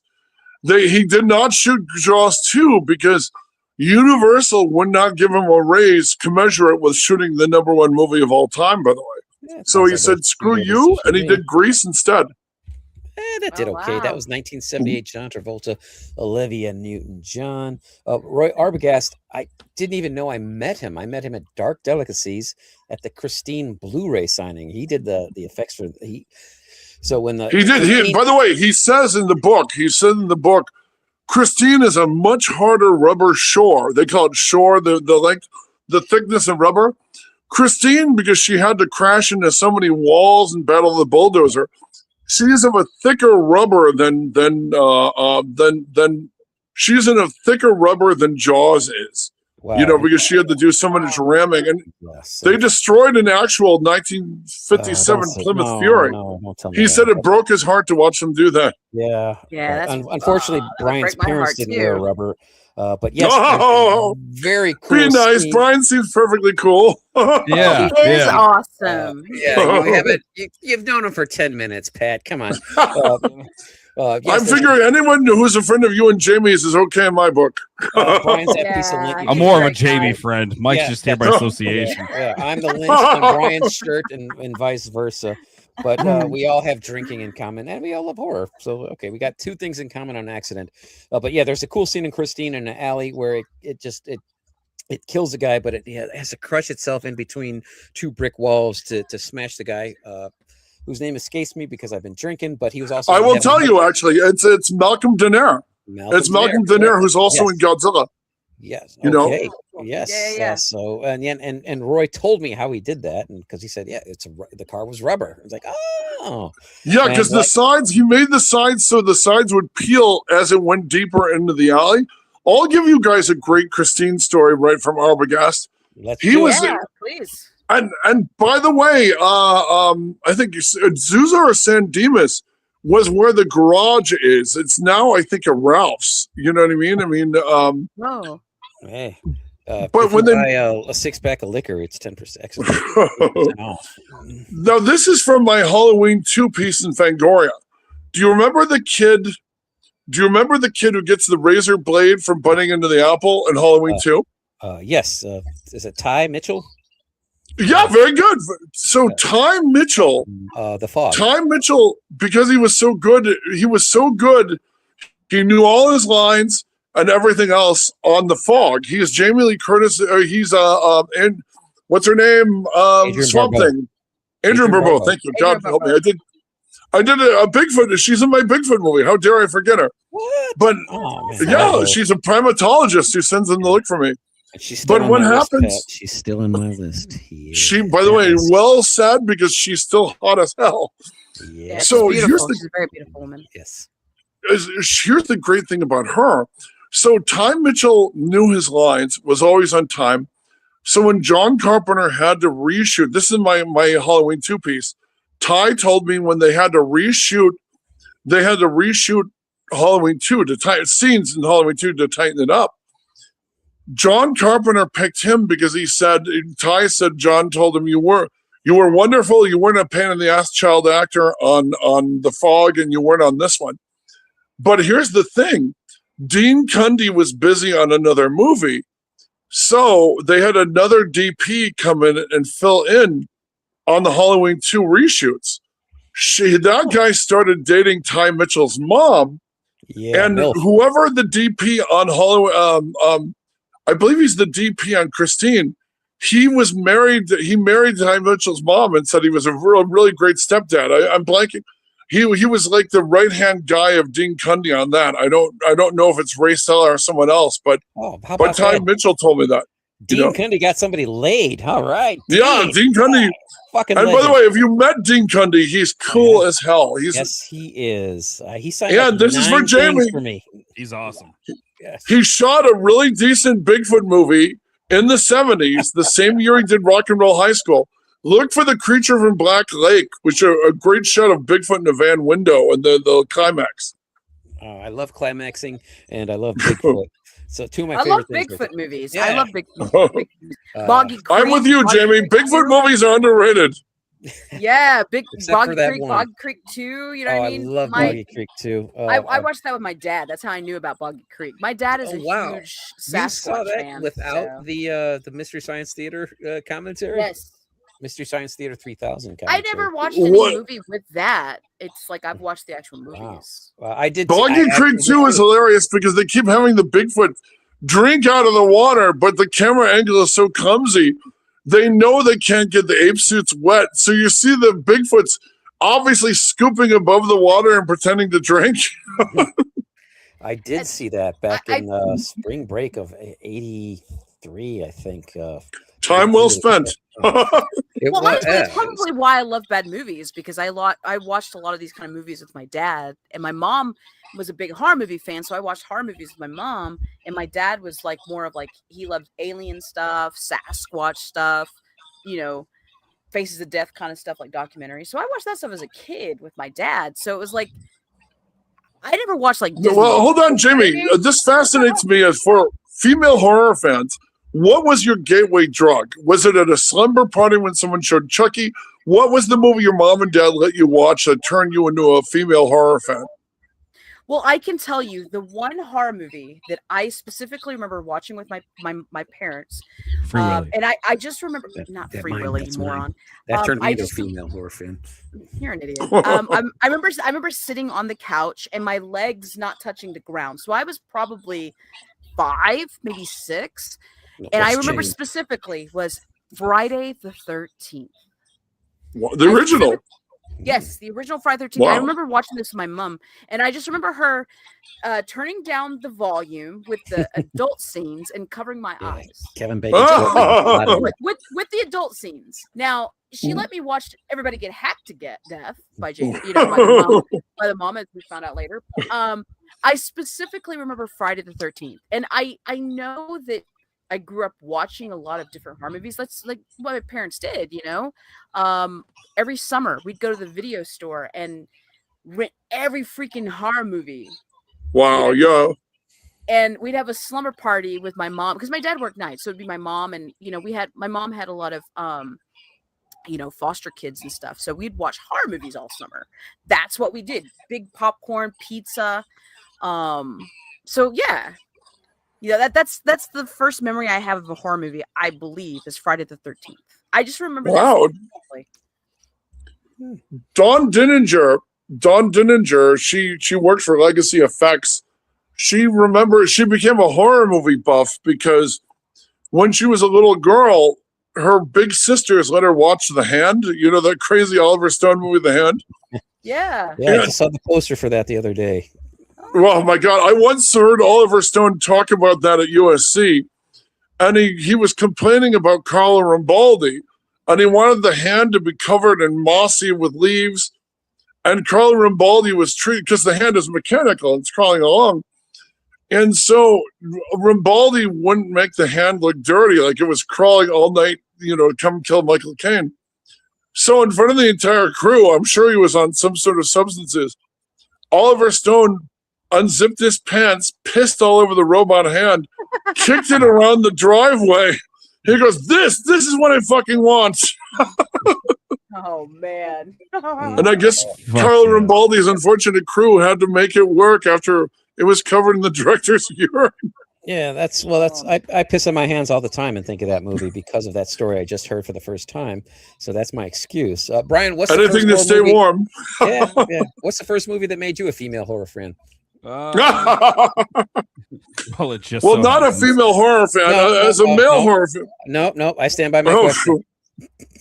but you see, you guys, you guys, we always become a horror fan when we watch something with our dad or we watch something with our big brother. And for her and others like Dawn Dininger, it's for female horror fans. It's always an R-rated movie. This is something I've heard about since since I started running for Fangoria and other magazines. Female horror fans are always their first movie is always a hard R. It's always like Chucky. It's always something like that they saw before they, you know what I mean? I'm fascinated by the stuff that for most girls I've talked to who come up at like Fango sayings and all that, it's always something about Chucky or Freddy. One of those, they're usually showing at a slumber party. Does that make sense? Yes, that's how I got into horror watching movies with my buddies and Gabe Grosso. Yeah, the CBS Late movie. You know what I mean? I mean, It's like, I didn't want to be a pussy, so like, oh, let's watch them. But hey, there's boobs, and that helped a lot. Well, I mean, Helped a lot. I would say Nightmare on Elm Street, like the Freddy movies, was definitely the favorite in our home, because my Wow. mom is a big Freddy fan, and so that's, you know what I mean. Like that's probably my favorite franchise. I absolutely love Nightmare on Elm Street. I love Freddy Krueger, and then you're gonna love this. Jamie, are you out of LA or are you back east? I'm in LA. I'm here. Okay, this is from my Jackson Stephen King article in the New Dark Side. The prison, the downtown. Oh God, what's it called? The jailhouse. What's it called? Do you remember? It's just it's actually a jailhouse, right? It's abandoned, right? They don't use it. the old one. Yeah, in fact, hold on. I'm in a book that just came out. I did the very first Resident Evil live action zombie thing with George Romero, Oh, and wow, cool. Oh, nothing. and you can see it from the train. The Freddy Krueger's original boiler room. Hold on, it's in the Wow. book. I wrote about it. Yeah, if you want to see the building with Freddy Krueger, let's see. I'm looking. God, sorry about this. This is really Yeah. compelling. No, it's okay. It's- It is the jail it's cell, all though, good. right? And- It's in downtown. Oh yeah, it's Lincoln Heights. Lincoln Heights Jail is Freddy Krueger's original boiler room. Yeah, and but it's closed, right? It's like off Yeah. limits. It's closed, but you know LA. If you crew up on a movie there, if him or Mike are shooting over there, go with them and check out the boiler room. Yes, know? I definitely. would And yeah, I love was. to. Yeah, back in my July of 2007, my first summer out here, we filmed a movie. It was called Rift. It was at I forgot the name of the hospital in Linda Vista, scary as Linda hell. Vista. Yes, and that was that boiler room was in the Freddy's Nightmares. It's like, oh wow, and it was. You know how I know that? cool I shot a bank commercial. I shot a bank commercial as a security guard on Halloween. We, I wow. literally, it's just tipping your You got cap, and me that's a in quick. Linda Vista Hospital on Halloween. That's awesome. Yeah, and this girl talked me into spending our lunch hour into going into the basement. Mike, did you go to the basement? Fuck yeah, I went to the basement. Yes, I went everywhere. That sub basement scared the hell out of me. She thought it was from the Elm Street. I didn't know it was Lincoln Heights yet. You know, so she goes, "Let's explore the basement." So it's pitch black with those like bare. No We electricity. down walked. You guys, they had this old time, and by the way, they made it low income senior housing now, and it's supposedly haunted as hell, and I truly believe that there. It's because only going to I get more heard haunted that. if it's a retirement home because there's going to Yeah, be even more people dying there now. Yeah, you'll be there We soon, would- Mike. Yes, we went deep into the basement where it's all these red brick. It was like circular red brick from like the 20s.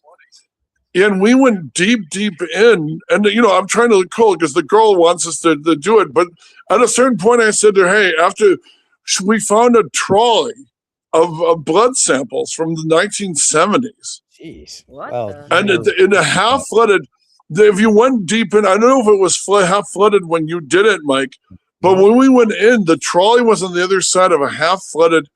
It looked like an old sewer from like a Spider-Man fighting the lizard comic. And we went so deep in, I literally told her, all right, from this point, you're on your own because this is where I'm officially chickening out. Wow. 1970s blood samples and stagnant, dirty water. Nope, I am out. None of that when I was there. All the pictures I took while digital SLR, like I have to go into an old hard drive to find that shit. But it was a great experience, and so many people had filmed before us. So there was all shit left behind from previous movies. So it looked like an insane asylum. But I didn't experience anything, and I was alone, like on the top floor with very little electricity. It was a cool experience. There was 2 movies being filmed there at the same time. They even filmed the ER pilot there. The other movie was the guy from Wishmaster. Andrew, by the way, I did a Yeah, 10-page Andrew piece on Wishmaster. Andrew Divoff, yeah. Divoff, yes, he was filming his movie there, and so people from our crew were going over there to get pictures or autograph or pictures with him, and it's like I took him to get my interview with him. I took him to buy snow tires. He had to get snow tires up in San Bernardino, and I'm like, it was by my old college, and I said, I'll drive. He bought breakfast. It was very good, and he has Nice that guy. great. He always talks like a knife stuck in a toaster, or like he has that great voice, like a knife stuck in a garbage disposal. You know. Yeah, I met him at CreepyCon Aftermath a couple of years back, and yeah, he had to close his bar, unfortunately. Oh, But yeah, he sorry. sunk a lot of his own money into that, and unfortunately, we never made it out to there. But he was a nice guy. I gave him a bottle of wine, and he signed a picture for me, and it was a great experience meeting him.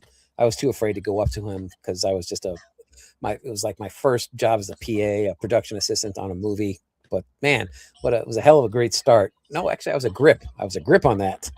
over at Linda Vista Hospital. I'm so glad I got to experience that before they changed it to something that's going to be haunted all over again. Yeah, but I mean, as a PA, you would have been abused by the crew. As a grip, everyone respects you because you're doing the heavy lifting. You know. I worked. I never sweated so much in my life, and it was for.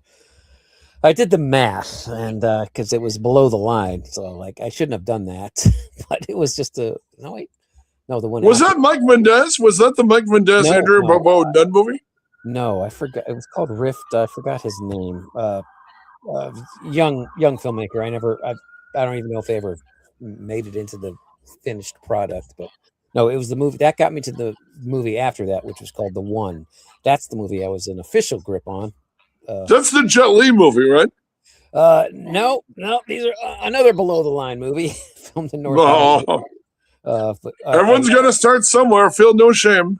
No, God, those two pays. movies back to back. I never sweated so much in my life, and some of the locations are gone. But yeah, I worked it out hourly, which I should never do the math. When you're in Hollywood, never do the math. It came out to like $3.27 an hour. I was like, oh my God. But you had to start somewhere, and like I one steamrolled into the other. But it was a great experience. It's the first time I had heard the term cougar. I didn't know what that was until back then. Oh no. Yeah, so like, all right, and that's it. One of the actresses was cougaring you, or one of the crew? We were working. There was a bar across the street. He was hoping. Whenever the guys would see a girl walk into the bar, they said cougar. I was like, what does that mean? Because I was married at the time, so I had no interest in what have you. But now I'm older than the cougar, so fuck that. Now they're broads. Like, that's how old I am. It's like I'll stick with the ladies in their 40s. Be careful, Mike. You're in Cougar Canyon.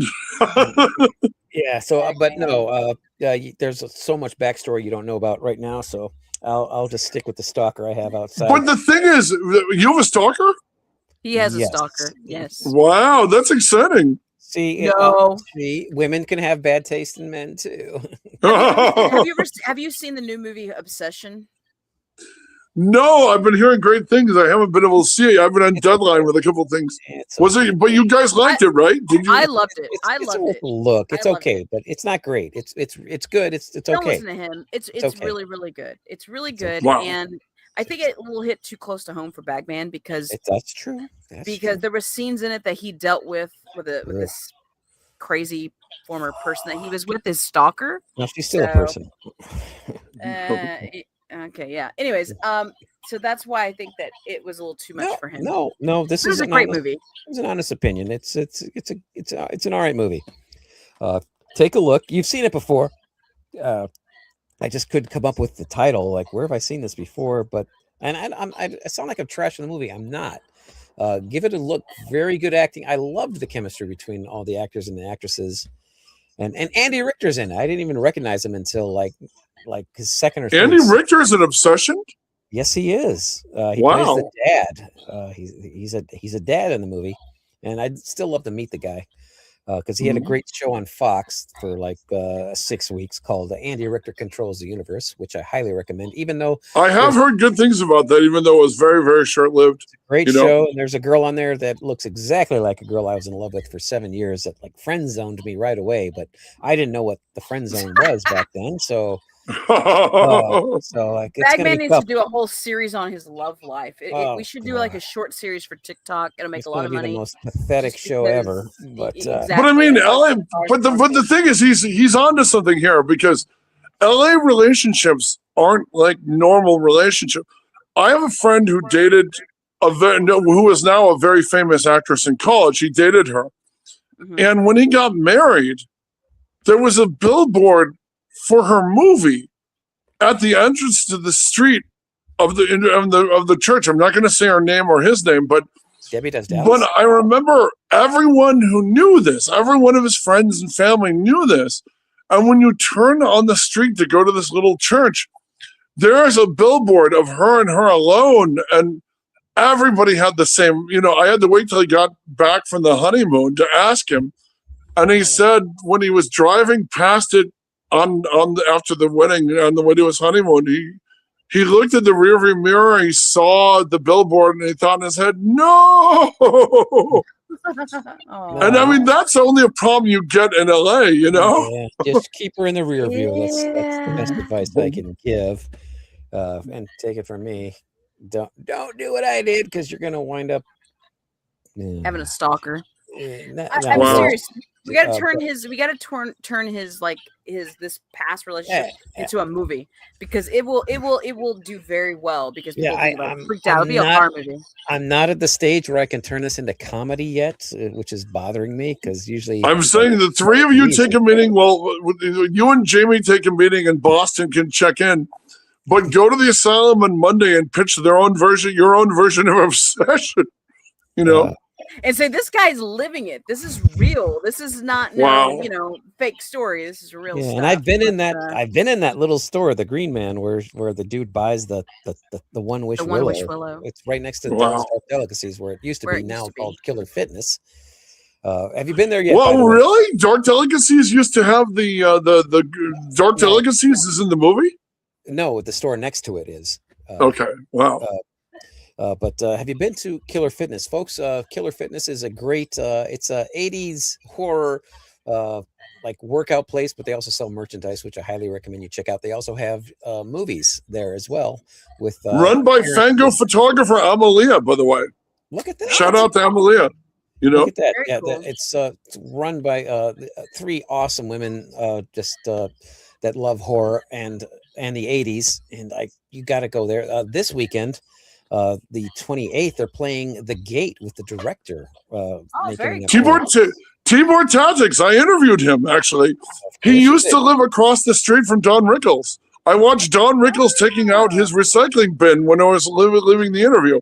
Oh, You know? you can't throw a nickel in this town without somebody having a story about Don Rickles and his recycling. But yes, follow them on Eventbrite, or hey, if you want to get some aerobic workout in while you're planning on how to run from a killer and defend yourself and be a final girl, check out Killer Fitness. So there. Well, the battle with the final girl, that's one thing as a killer that's always hard. You have to take a dive at some point. It's kind of like I did the highest rated BET movie of last year was we shot in this GPS. I killed Courtney Stodden in it. We shot this GPS, but I think it ran as Fatal Detour. You know, you can tell BET, give us a title as close to Wrong Turn as you can. You know, and I mean, I have to bend down low enough so that 5'4" model actress can kill me. You know, Folks, Pat, tell everybody how tall you are. You You'll are a see tall guy. Pat has a presence at a convention, well, anywhere. But how tall are you, my friend? I'm 6'9". 6'9", and and there's more of Pat. He's got a big family. How many brothers do you have? Well, that's a trick question. Now, I used to have 3 brothers. Now I have 2 and 1 sister. My big brother, who wrote a couple of cult movies, he wrote a cult movie and he had a big sell to Spielberg. He passed a while ago. Tom, you know what I mean? Sorry, man. Yeah, I'm sorry about You know, it's I mean, it happened. But if you see the documentary I did I'm in a documentary called George A. Romero's Resident Evil. So, and Tom was actually the exact same height as me, so maybe slightly Wow. taller. And I tell the story on how when I took zombie lessons from George Romero, and I did this Japanese TV commercial with him. And at like 6 a.m, I got him to sign a thing for Tom. I had a notebook. I had no idea Romero was the director. Ran to my car and got my notebook and was taking notes all night in case I turned it into an article, which I did. But Romero signed to Tom, when there's no more room in hell, I'll see you in Pittsburgh, which I thought was great. So, Oh God, I love Oh Pittsburgh. man, uh, I love It George is pretty great. Romero. yeah, yeah, I Savage love George Scott Romero too. is going to Pittsburgh. I forgot the convention he's going to, but folks, Dawn of the Dead was filmed at the Monroeville Mall which they're probably going to tear down. Steel City Con is coming up in August, same weekend as Houston Horror Film Fest and Midsummer Scream. But if you're on the East Coast and you want to check out Pittsburgh, go to that mall before they tear it down, because I think Walmart bought the property. Yes, Walmart bought the property, so Walmart's not once a conglomerate buys you. It happened here. Well, Pomona had one of Southern California's greatest drive-ins. We had the Mission in Pomona. We had the Mission Tiki 4-screen. Oh, I loved that place. God, she was saved. She was saved for a while by COVID. At one point, the good old Mission Tiki was the #1 movie theater in the country, with only like 6 drive-ins open. Wow. In Southern California, it was the #1 theater, and because it was the only one still showing original movies. You know. Yep, Yeah. I definitely took advantage of that during the pandemic, and I took my buddy Vinyl Steve and his oldest daughter, so she got to see a drive-in, and she got to watch the Ghostbusters and Goonies. So that's great. They showed Jaws. They showed Jaws and Tremors back to back. It was pretty great. Oh, You know? man, that's awesome. Folks, if you're in a town if you're in a place where there's a drive-in, like I don't care if it's like 50 miles away, which the Tiki drive-in was for me. It was either in Claremont or Montclair. It's like, what? It was Really? it was on the Montclair Pomona border. Yes. And it was right next to a Carl's Jr. And if the line was long enough, I remember we went to see The Exorcism of Emily Rose, and the line was so long of cars getting in. I was able to jump out of the car, go buy everybody hamburgers, and catch up right before we got into the drive-in. You know. Nice. Yes, Nice. folks. If you live in a state or a town where there's a drive-in within 50, 70 miles, fucking go. It's a wonderful experience of old Americana, and you won't regret You it. have to. And you you can know? bring your own snacks and everything. Don't be a douche. Just don't leave your fucking back flap door open. Just watch the movie like you're supposed to.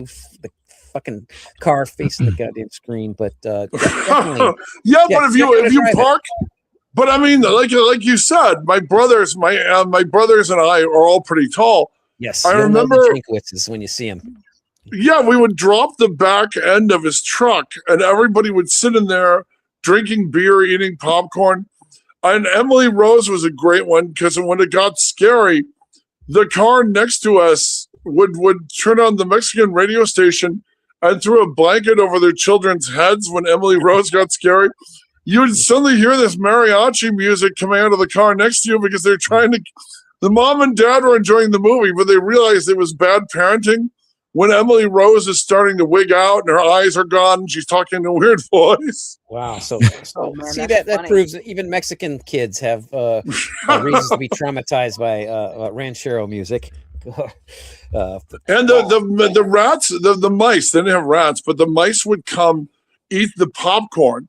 And if you turn on your headlights during the movie, you'd see the mice eating popcorn. And by the second feature, there was like a wave of local cats. They must have been feral cats. They suddenly showed up and all the mice disappeared. I assume most of them were eaten and the rest ran. Gotcha. You know- Yeah, those mice would man. have to compete with Brian, or let's Hell be honest, yeah. me if there was popcorn on the ground, because I had no fucking shame to this day when it comes to free popcorn on the ground, candy. Oh man, even Don't chewed ask. gum. I was Just fucking don't stupid. That's Don't the ask. benefits of growing up poor and stupid. Now I'm Stupid. older, poor and stupid. How many kids were in your family, Mike? Just me and my brother. He's 9 years older, and we didn't. I don't know. My mom shouldn't have never been a mom, but she took us to movies, and that saved us from a worse life than what it. But could my have been. parents had 5 kids, so I grew up at Michigan drive-ins. You know what I mean? I mean, Yeah, my mom. I didn't love- drive, so, oh, I'm sorry. That's horrible. How did you get in the drive-in then? Snuck in. it snuck in. No, when my brother was old enough to drive, we'd come Okay. out to my grandma's because he got the fuck out of town. He didn't want to live with my mom anymore, and he drove grandma's car. We took us to grandma's car. I can't remember I remember the first 2 drive-ins. It was Cannonball Run 2, or it was Revenge of the Cheerleaders. It was a triple feature: Revenge of the Cheerleaders with David Hasselhoff, Revenge of the Nerds, and followed by Up the Creek. Nerds and Creek I are love Up the Creek. favorite- I just Two of my interviewed the favorites. director. The director died at like 99. It was directed by wow. Robert wow. Butler. No, Yeah, way. he was 99, but listen to this guy's career. He directed the pilot episode of Batman and the pilot No. episode of Star Trek. No shit. know? Yeah, Wow, I knew that's that. awesome. I knew that Batman I thing did because not. my husband's a Wow. big Batman fan. That's so cool. He was sharp as a tack, you guys. At 99, I think he was 99, and he was sharp as a tack. You could ask him about anything, and he would have an amazing story about it, you know? Wow, When did he yes. pass? He passed, I think, about a year or two ago. It might have been at the tail end of COVID. I got him, and we did a sit down. His son came along. We did a big sit down, and I remember him telling me it was the role of Batman was between Adam West and Lyle Wagner, and he told me Wow. Adam West got the job because he had a good square jaw like Batman in the comics, you know?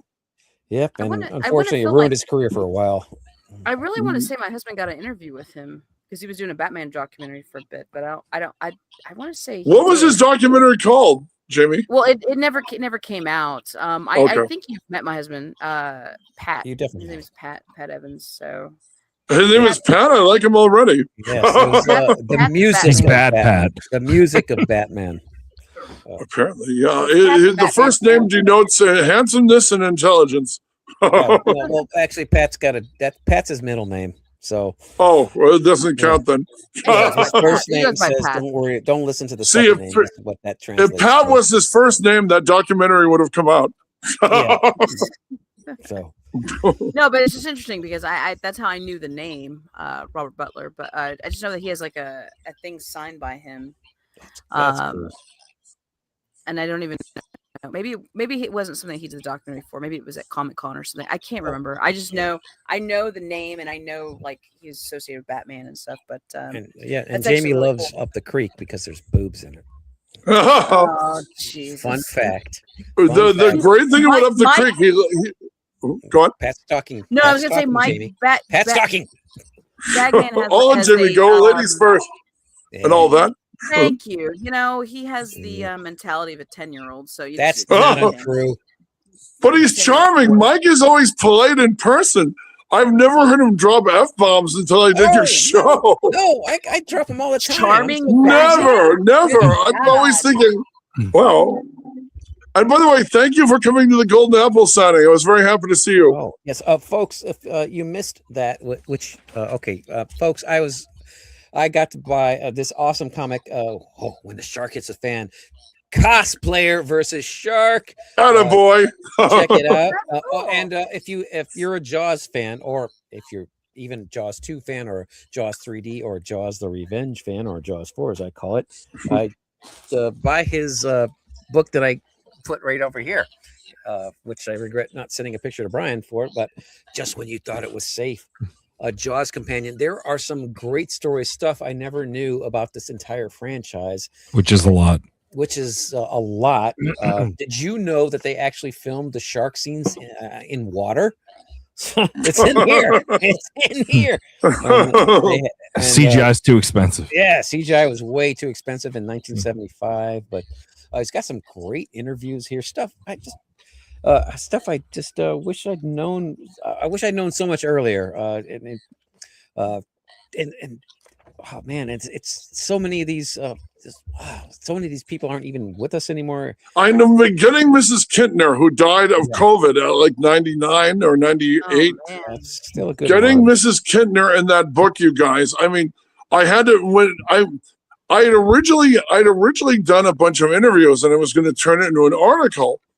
And Fangoria told me Jaws isn't a horror movie. That was Fangoria's policy. That's why the What? first, they would not. Fangoria did not consider Jaws a horror movie. I That's see that, why but the it is- only Jaws movie to appear on the cover of Fangoria and only a quarter square was Jaws 3D. And That's right. so when I offered him like Jaws, I was on my way to Martha's Vineyard. My brother Donald and I, gas was expensive. I decided to do it at the last minute. Plane fare was gone. You know, it was like almost $1,000.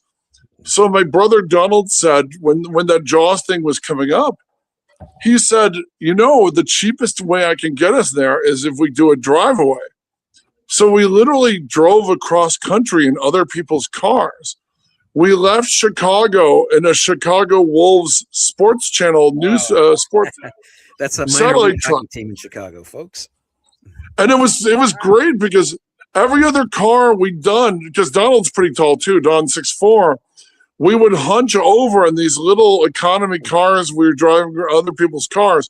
When we got the sports van, it was the one time on the trip we drove the sports van from Chicago, satellite truck, sorry. We drove it from Chicago all the way to New Jersey, and then I caught the New Jersey, the PATH train into New York. But when I did that, that satellite truck was the only time Donald and I could lay down because it was huge, had all the camera equipment in it and everything. It was the only time on that entire trip I could lay down. I could, my whole body could lay down on Donald's too, without crowding anybody. We slept on the floor of the satellite truck in the back. It was the only time that entire trip I got a real sleep in, Yeah. Nice. Well, cool. Folks, read the book. It's Pat's a damn good writer. He got some great access to got some great access to folks that you can no longer get, or just without a Ouija board. Without a Ouija board. And so you're saying there's a chance? There's a chance, baby. There's a chance. Tell Bagman that he'll be digging him up to get an autograph. So. Pat, how long have you written for Fangoria? That's funny. And by the way, I'm honored to be on the show, you guys. Sorry, I thought you meant you were starting at 6:30. So I thought, oh my God, I'll give him an hour.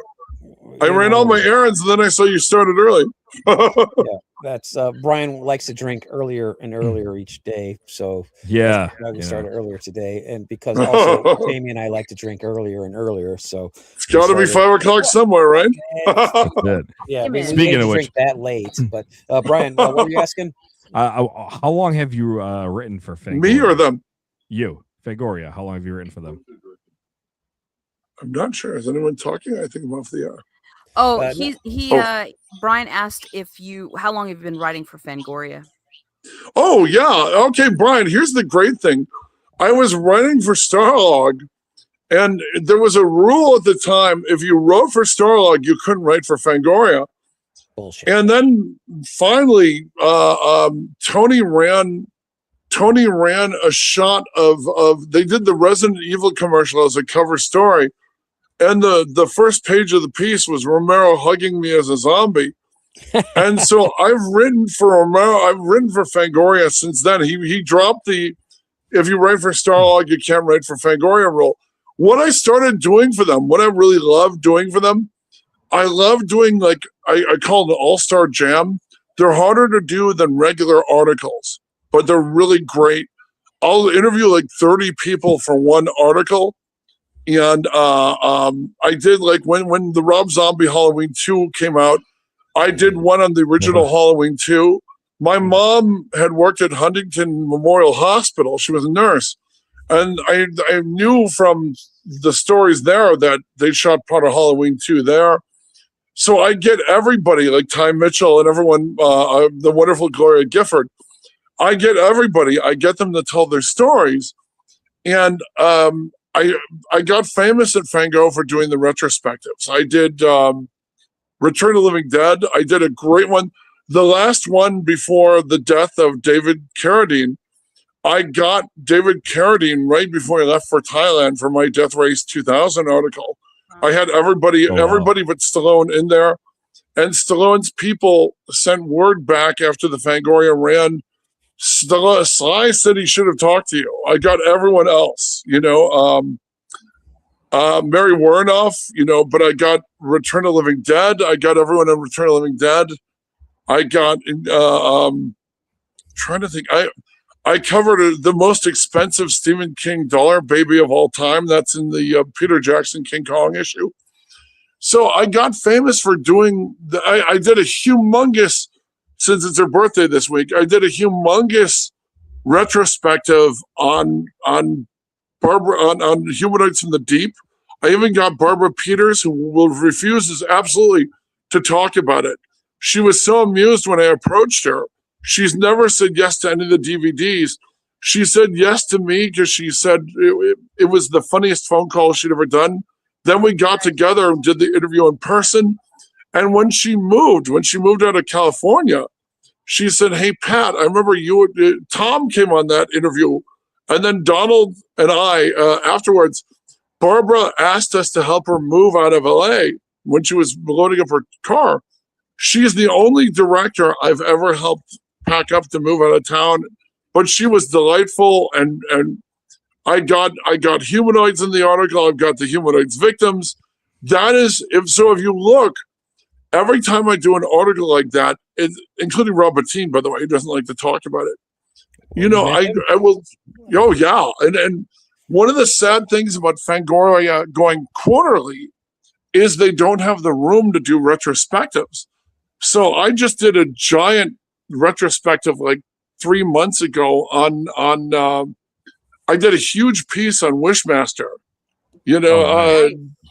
Thank you. And I got Andy, I got everyone else.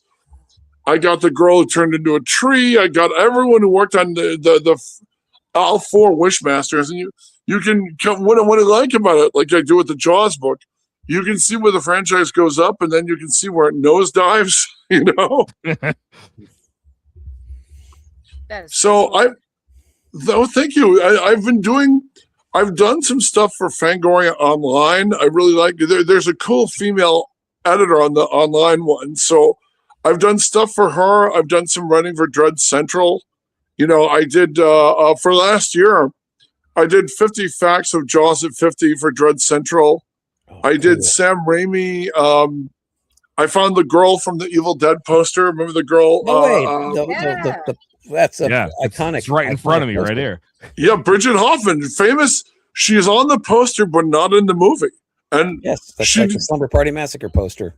Yeah. She didn't do an Evil Dead movie until she's one of the chambermaids who goes Deadite in Army of Darkness. So they eventually got her in. She's also full circle. You know what she does? I just saw her name on a couple of movies last night. She dubs anime. She dubs anime into English. And if you watch every American dubbed Jackie Chan movie, she's the female lead in every one of them. She dubbed Fushi Ego, Mystery Play, and all these other legendary animes. But if you watch like Rumble in the Bronx and everything, she's always the voice of the female lead. She's also the voice of Darkman's computer in Darkman. Oh, fuck yeah. cool. Yeah. Not one of my favorites, but I love Darkman. That's a good movie. Fuck so yeah. I like doing a big. Oh, go on. Did somebody say? I'm sorry, I didn't hear Brad if he said something. he likes Darkman. I do not. But You don't like Darkman? I was not a fan. Summer of '91, great summer from. Still films, listen to Bagman. He but sucks. don't listen to Hold me. on, not to be a Joe Pro. That was Summer of '90. It was Sam Raimi's first #1 movie because I did a story on it. I did a retrospective on Darkman. I couldn't get Liam Neeson and Francis McDormand and Benny from LA Law, Dr. Giggles. Right, and Larry Drake. Larry Drake, God rest his soul. And remember, Yes. the bad guys in that movie are a literal gay mafia. They got in a lot of trouble for that. They thought it would be funny because there was a Hollywood term, gay mafia. The bad guys are a literal gay mafia in Darkman if you watch the movie. I don't want to watch it, but it's a good movie. Brian's going to watch it. There's still a few days left in June. Oh, hell yeah. Wait, what? What? No. No, don't listen to Bagman. He sucks. Yeah. the late Bill Paxton was supposed to play Darkman. Do you know that? No way. Did not know that. Bill Paxton, I got this right from Bill Paxton, actually. Bill Paxton was so excited that he landed Darkman, and Ivan Raimi, Sam's brother who wrote the movie, he was so excited, said it was the most touching reading. And somebody said, because Bill Paxton had been in Next of Kin, the Hillbillies versus the Italian Mafia. It's a weird little movie. And Helen Hunt. Yeah, Patrick Swayze, very good. Well, guess what? Bill Paxton and Liam Neeson have the smaller roles in the movie. So what happens is one of the casting people said, well, if you want to get Bill Paxton, you should look at this wonderful Irish actor in the movie. They got Liam Neeson, and Liam Neeson got the part. Problem is, he gave Liam Neeson the part the day after Sam Raimi called Bill Paxton at home and said, I just want to say hi to my dark man. Oh, And then the next day, when Liam Neeson apparently did a last-minute reading that blew him away, Bill Paxton goes, then Sam Raimi called me and he had to tell me I'm no longer dark man. I called Liam and said, Man. how did you find out about this? You know? Damn. So he was heartbroken because he loved the script, you know? Bill well, Paxton, man, what a great guy. Very nice. Are they man. remaking An it? amazing, amazing cat, full of energy. When the only guy I've interviewed, there was a publicist on it was a terrible movie, but Bill Paxton was so wild. When we were doing the interview, he tried to take. There was a Mexican cantina across the street in Long Beach, and the publicist blocked the door and said, "Bill Paxton, I'm not letting you get the Starlog Reporter drunk on our dime."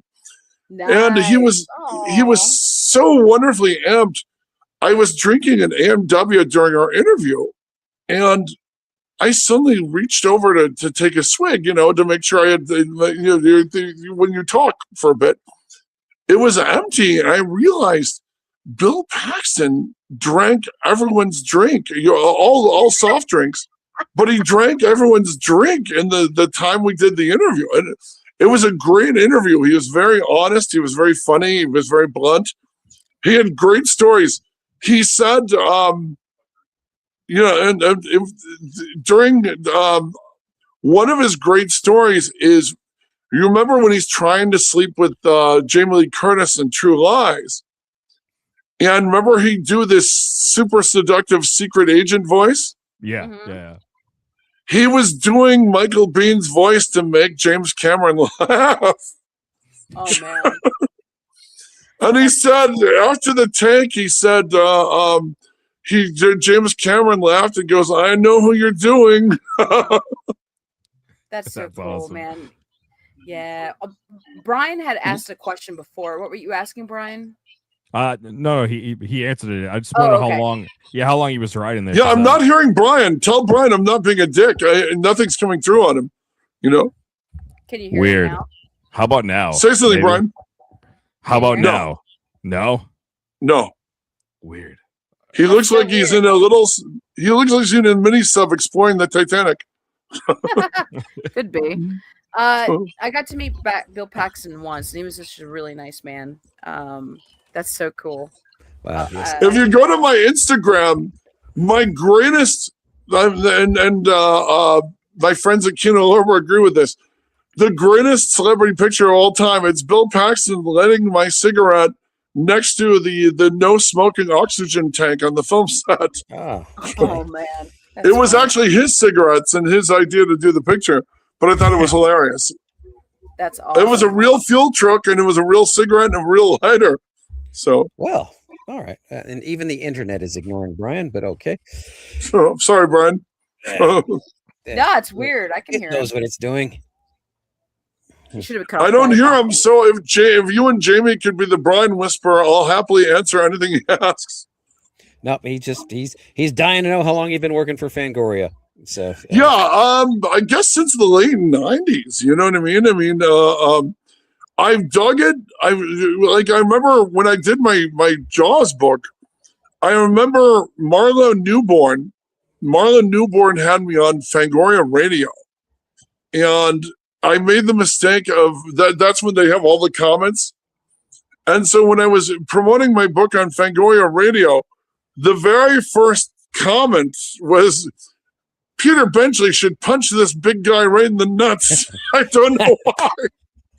So that was my introduction to Fangoria. I mean, because Fango, they've since done a bunch of stories on Jaws since. But Tony told me to my face Jaws wasn't a horror movie in the Fango offices when I was on my way to Jaws Fest. So I guess I've been running for Fango since around 2005, all right. Gotcha. Any movie like that makes people not want to go in the water is it's a horror movie to me. It's always a good. So there. This is a question from Brian because you can't hear him. Sure. He wants to know if Ken Hanley was at Fangoria when you were writing for them. I recognize the name. I don't think I know him, but I recognize the. You know why? I tell Brian I recognize the name because his name was right before mine in the contributors box. You always check the contributors box to make sure they didn't misspell your name. You know. Gotcha. Are we So gonna see, Hanley came before Jankowitz, so I would always look. You know. Are we going to see any of your articles in the Fangoria compendium that they're crowdfunding for? You know what? Yeah, there's interesting feelings on that from some of the writers. They were like, wait, there's no money for us in this. And they're good.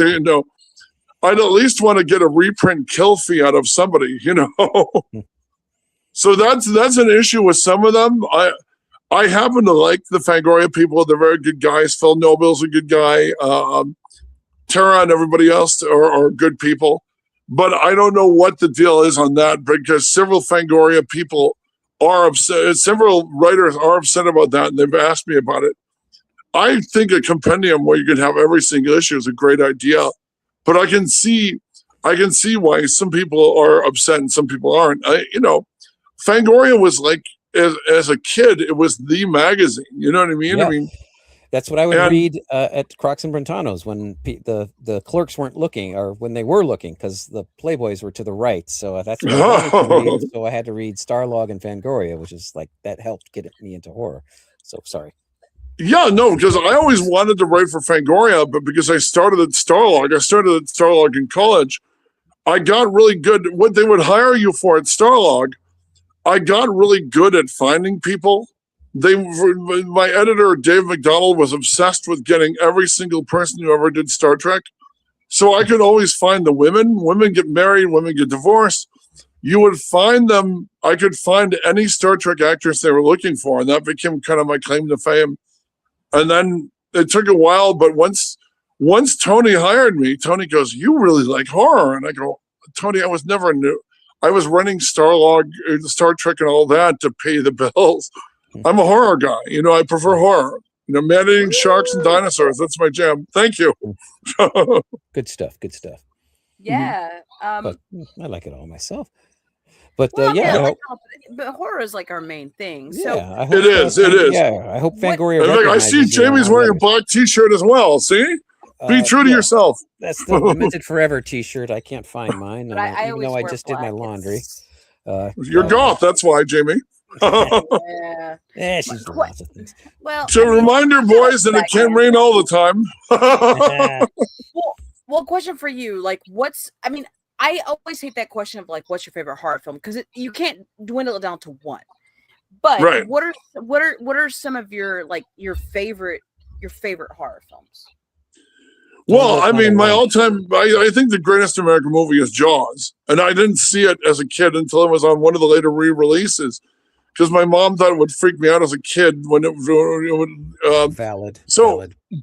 because I was forbidden to see a movie which had multiple releases, I got to go to one of the re-releases, and my baby brothers came along, so my mom was shouting warnings to them. So, cover your eyes now, Stevie, because she'd seen it first run with my dad.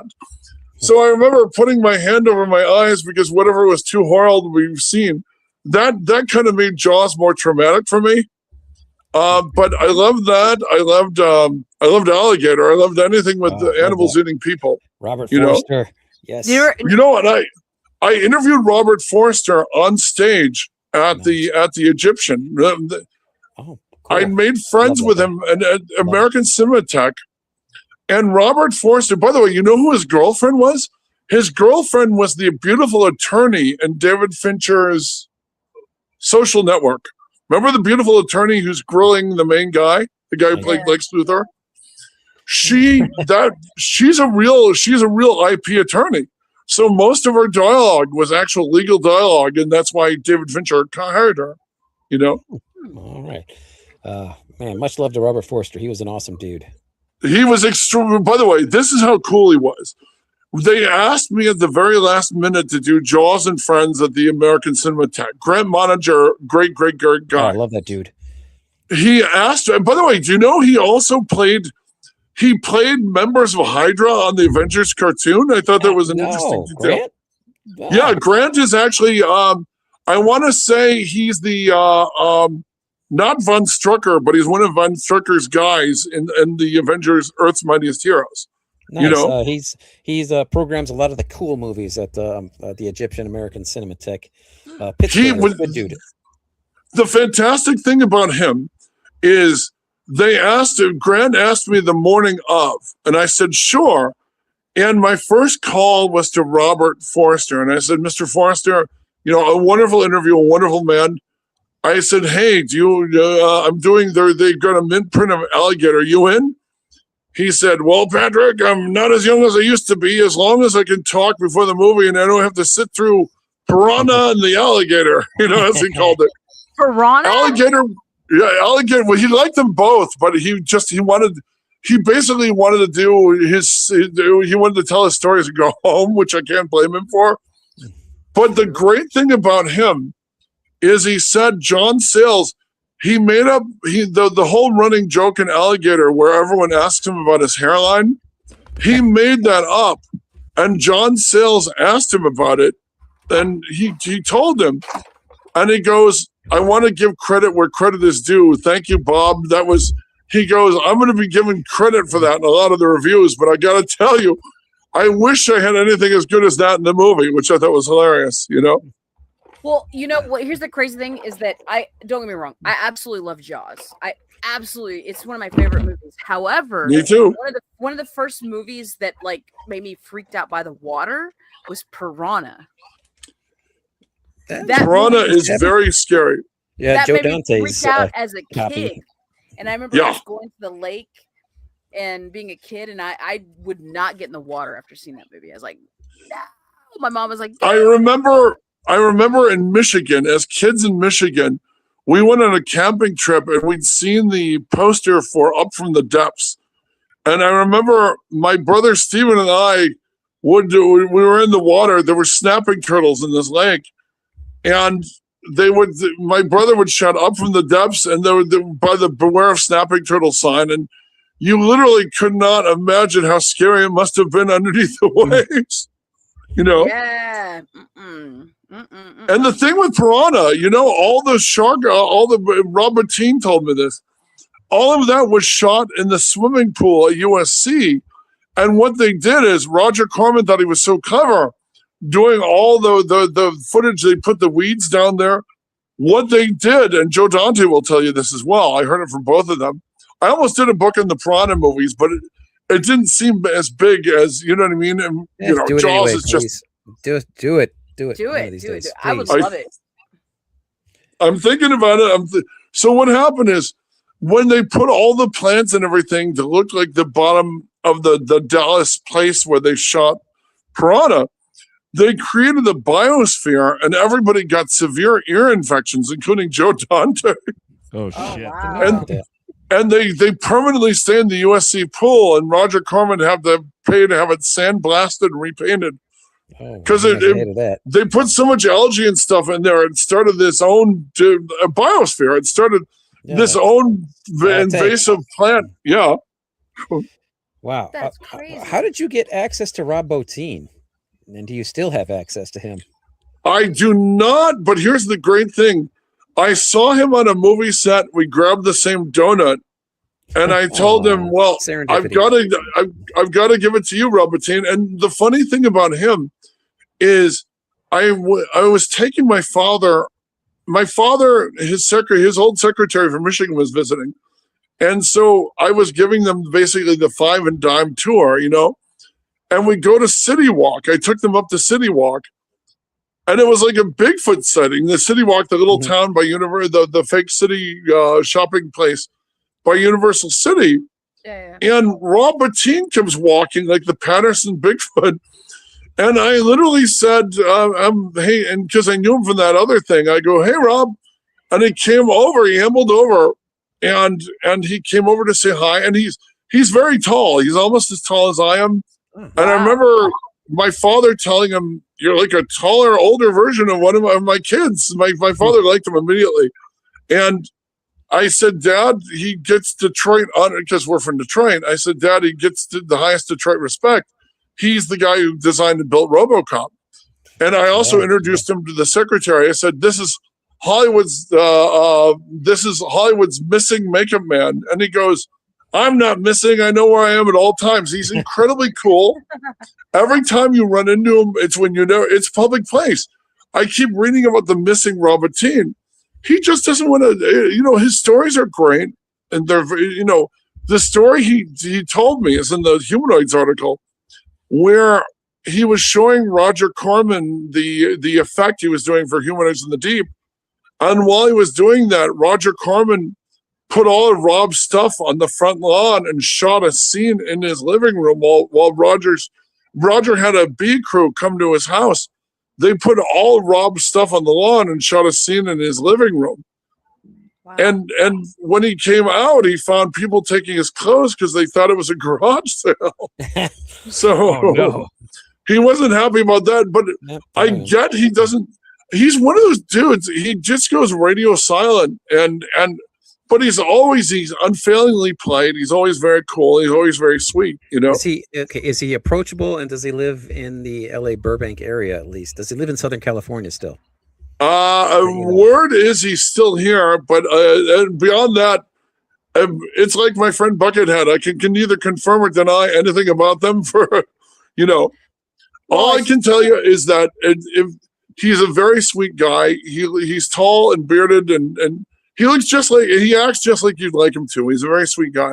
We have a ton of shit for him to sign, and we need to hear all his stories. That's all. Well, the problem with that is I don't think he's into the old. He joked to my brother. He goes, he goes to my brother Don. He goes, your brother knows I did more than Humanoids in the Deep and the Fog, right?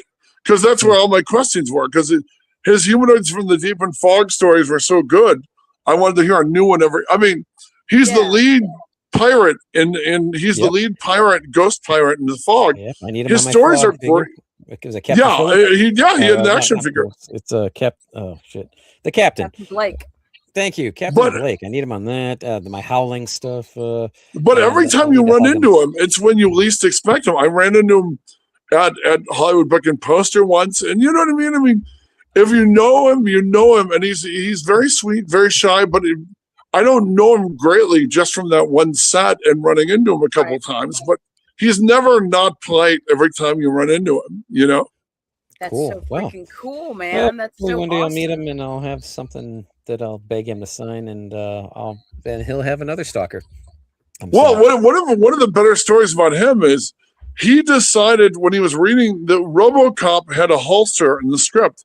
RoboCop kept his gun in a holster. He told me this. And he said, well, if he's a robot, wouldn't he maximize his space? Wouldn't he just keep the gun in his leg? And they looked at him like he split the atom. I mean, it's just the greatest. Of course he'd keep it in his leg. He's a robot, It was very cool. Yeah, and I need him on my RoboCop shit too, because it's all about what I need signed. So, Botine, obviously you're watching. You're a big Demented Forever fan.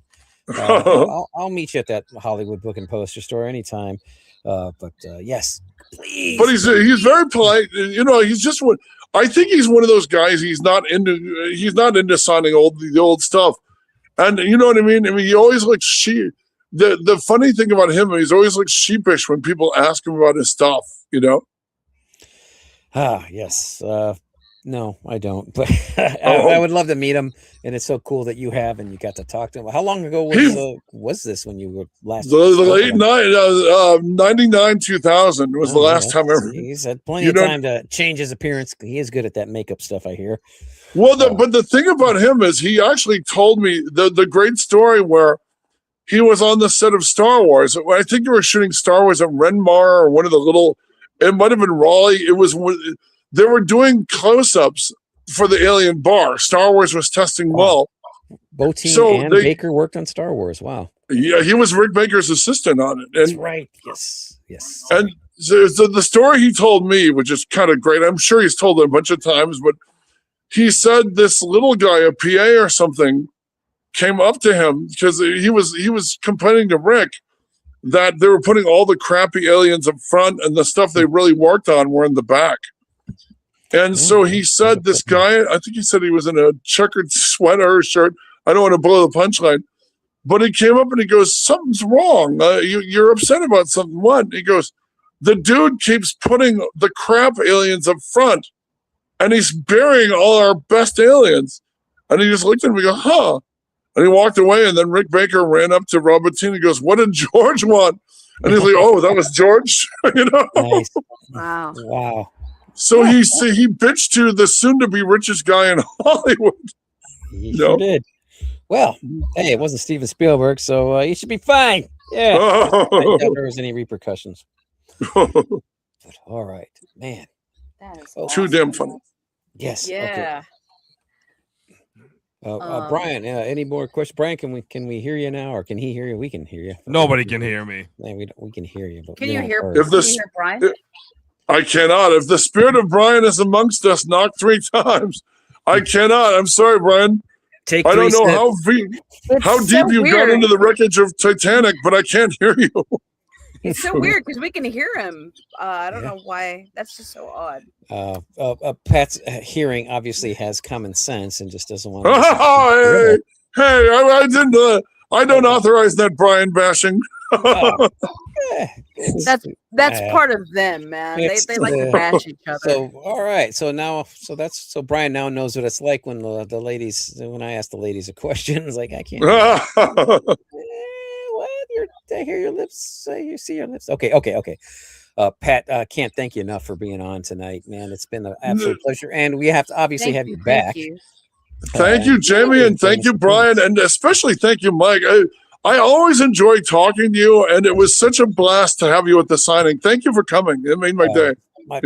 It's an absolute pleasure, and I haven't read in a long time, so it was great. I took that on a trip with me and just did you? the hell out of myself. Yes, it felt so good. My nephew came along, and so it's like they sold it. They sold out all of the copies of Golden Apple. I felt really good about that. Yep, and As you should. Congratulations. and yeah, we needed a young guy around to help do the online sales because nobody had a clue. So, that was the best. They ran up to me, the wonderful, wonderful family who runs the Leibowitz family. He runs up to me and he goes, "Somebody just bought it online. They don't know you're here, or you can sign it. You want to sign it for them?" I was like, "Of course." Yes, That's so cool. yes, I highly recommend it.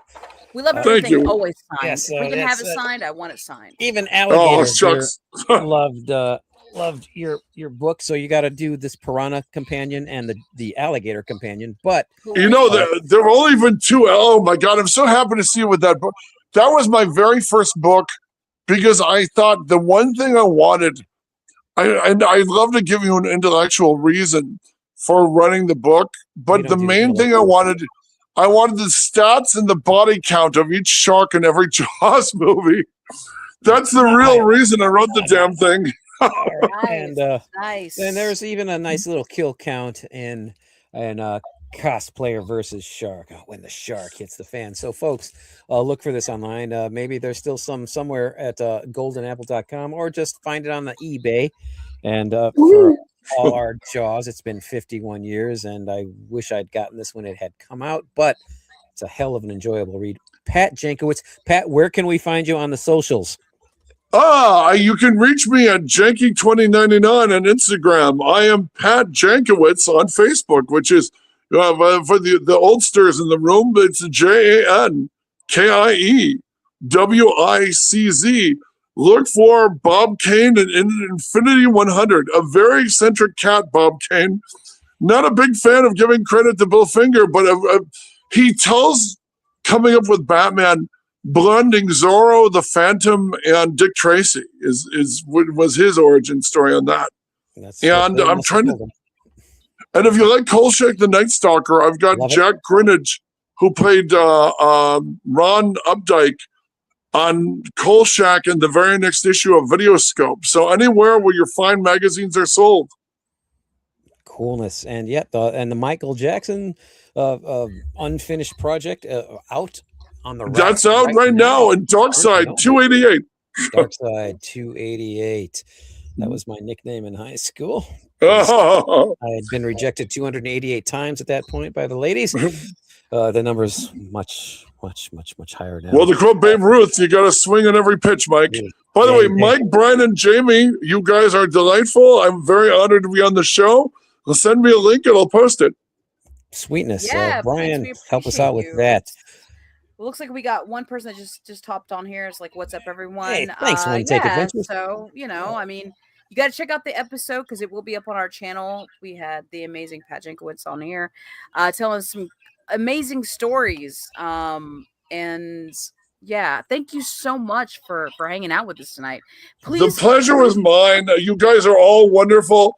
I will listen from this point on again and again. Thank you very much for letting As me you hear your show. should, you sexy bitch. Thank you. Hey, and Like, please follow, come subscribe, back. Pat, by the way. Please, yeah, I would be follow him, honored. follow us, and come back and hang out with us again. We'll hang out and talk. And I'm sure we'll see and I you at love the it. CreepyCon It's- Aftermath.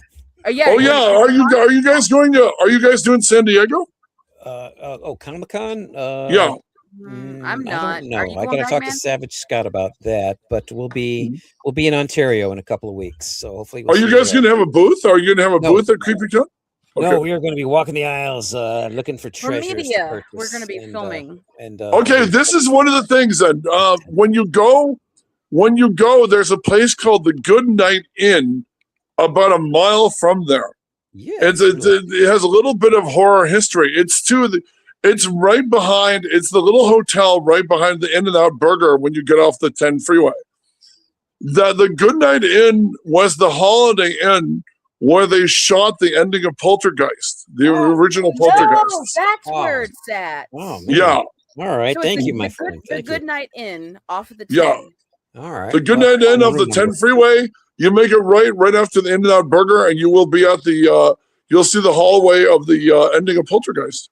You know? Sweet. Holy cow! Thank Well, you. if you're around, you'll have to come with us. So there. Yeah. I would be honored. That would be amazing. We're gonna go on Friday night at Creep by Econ. Yes, So we'll look I for mean, you, and we'll be with Savage Scott.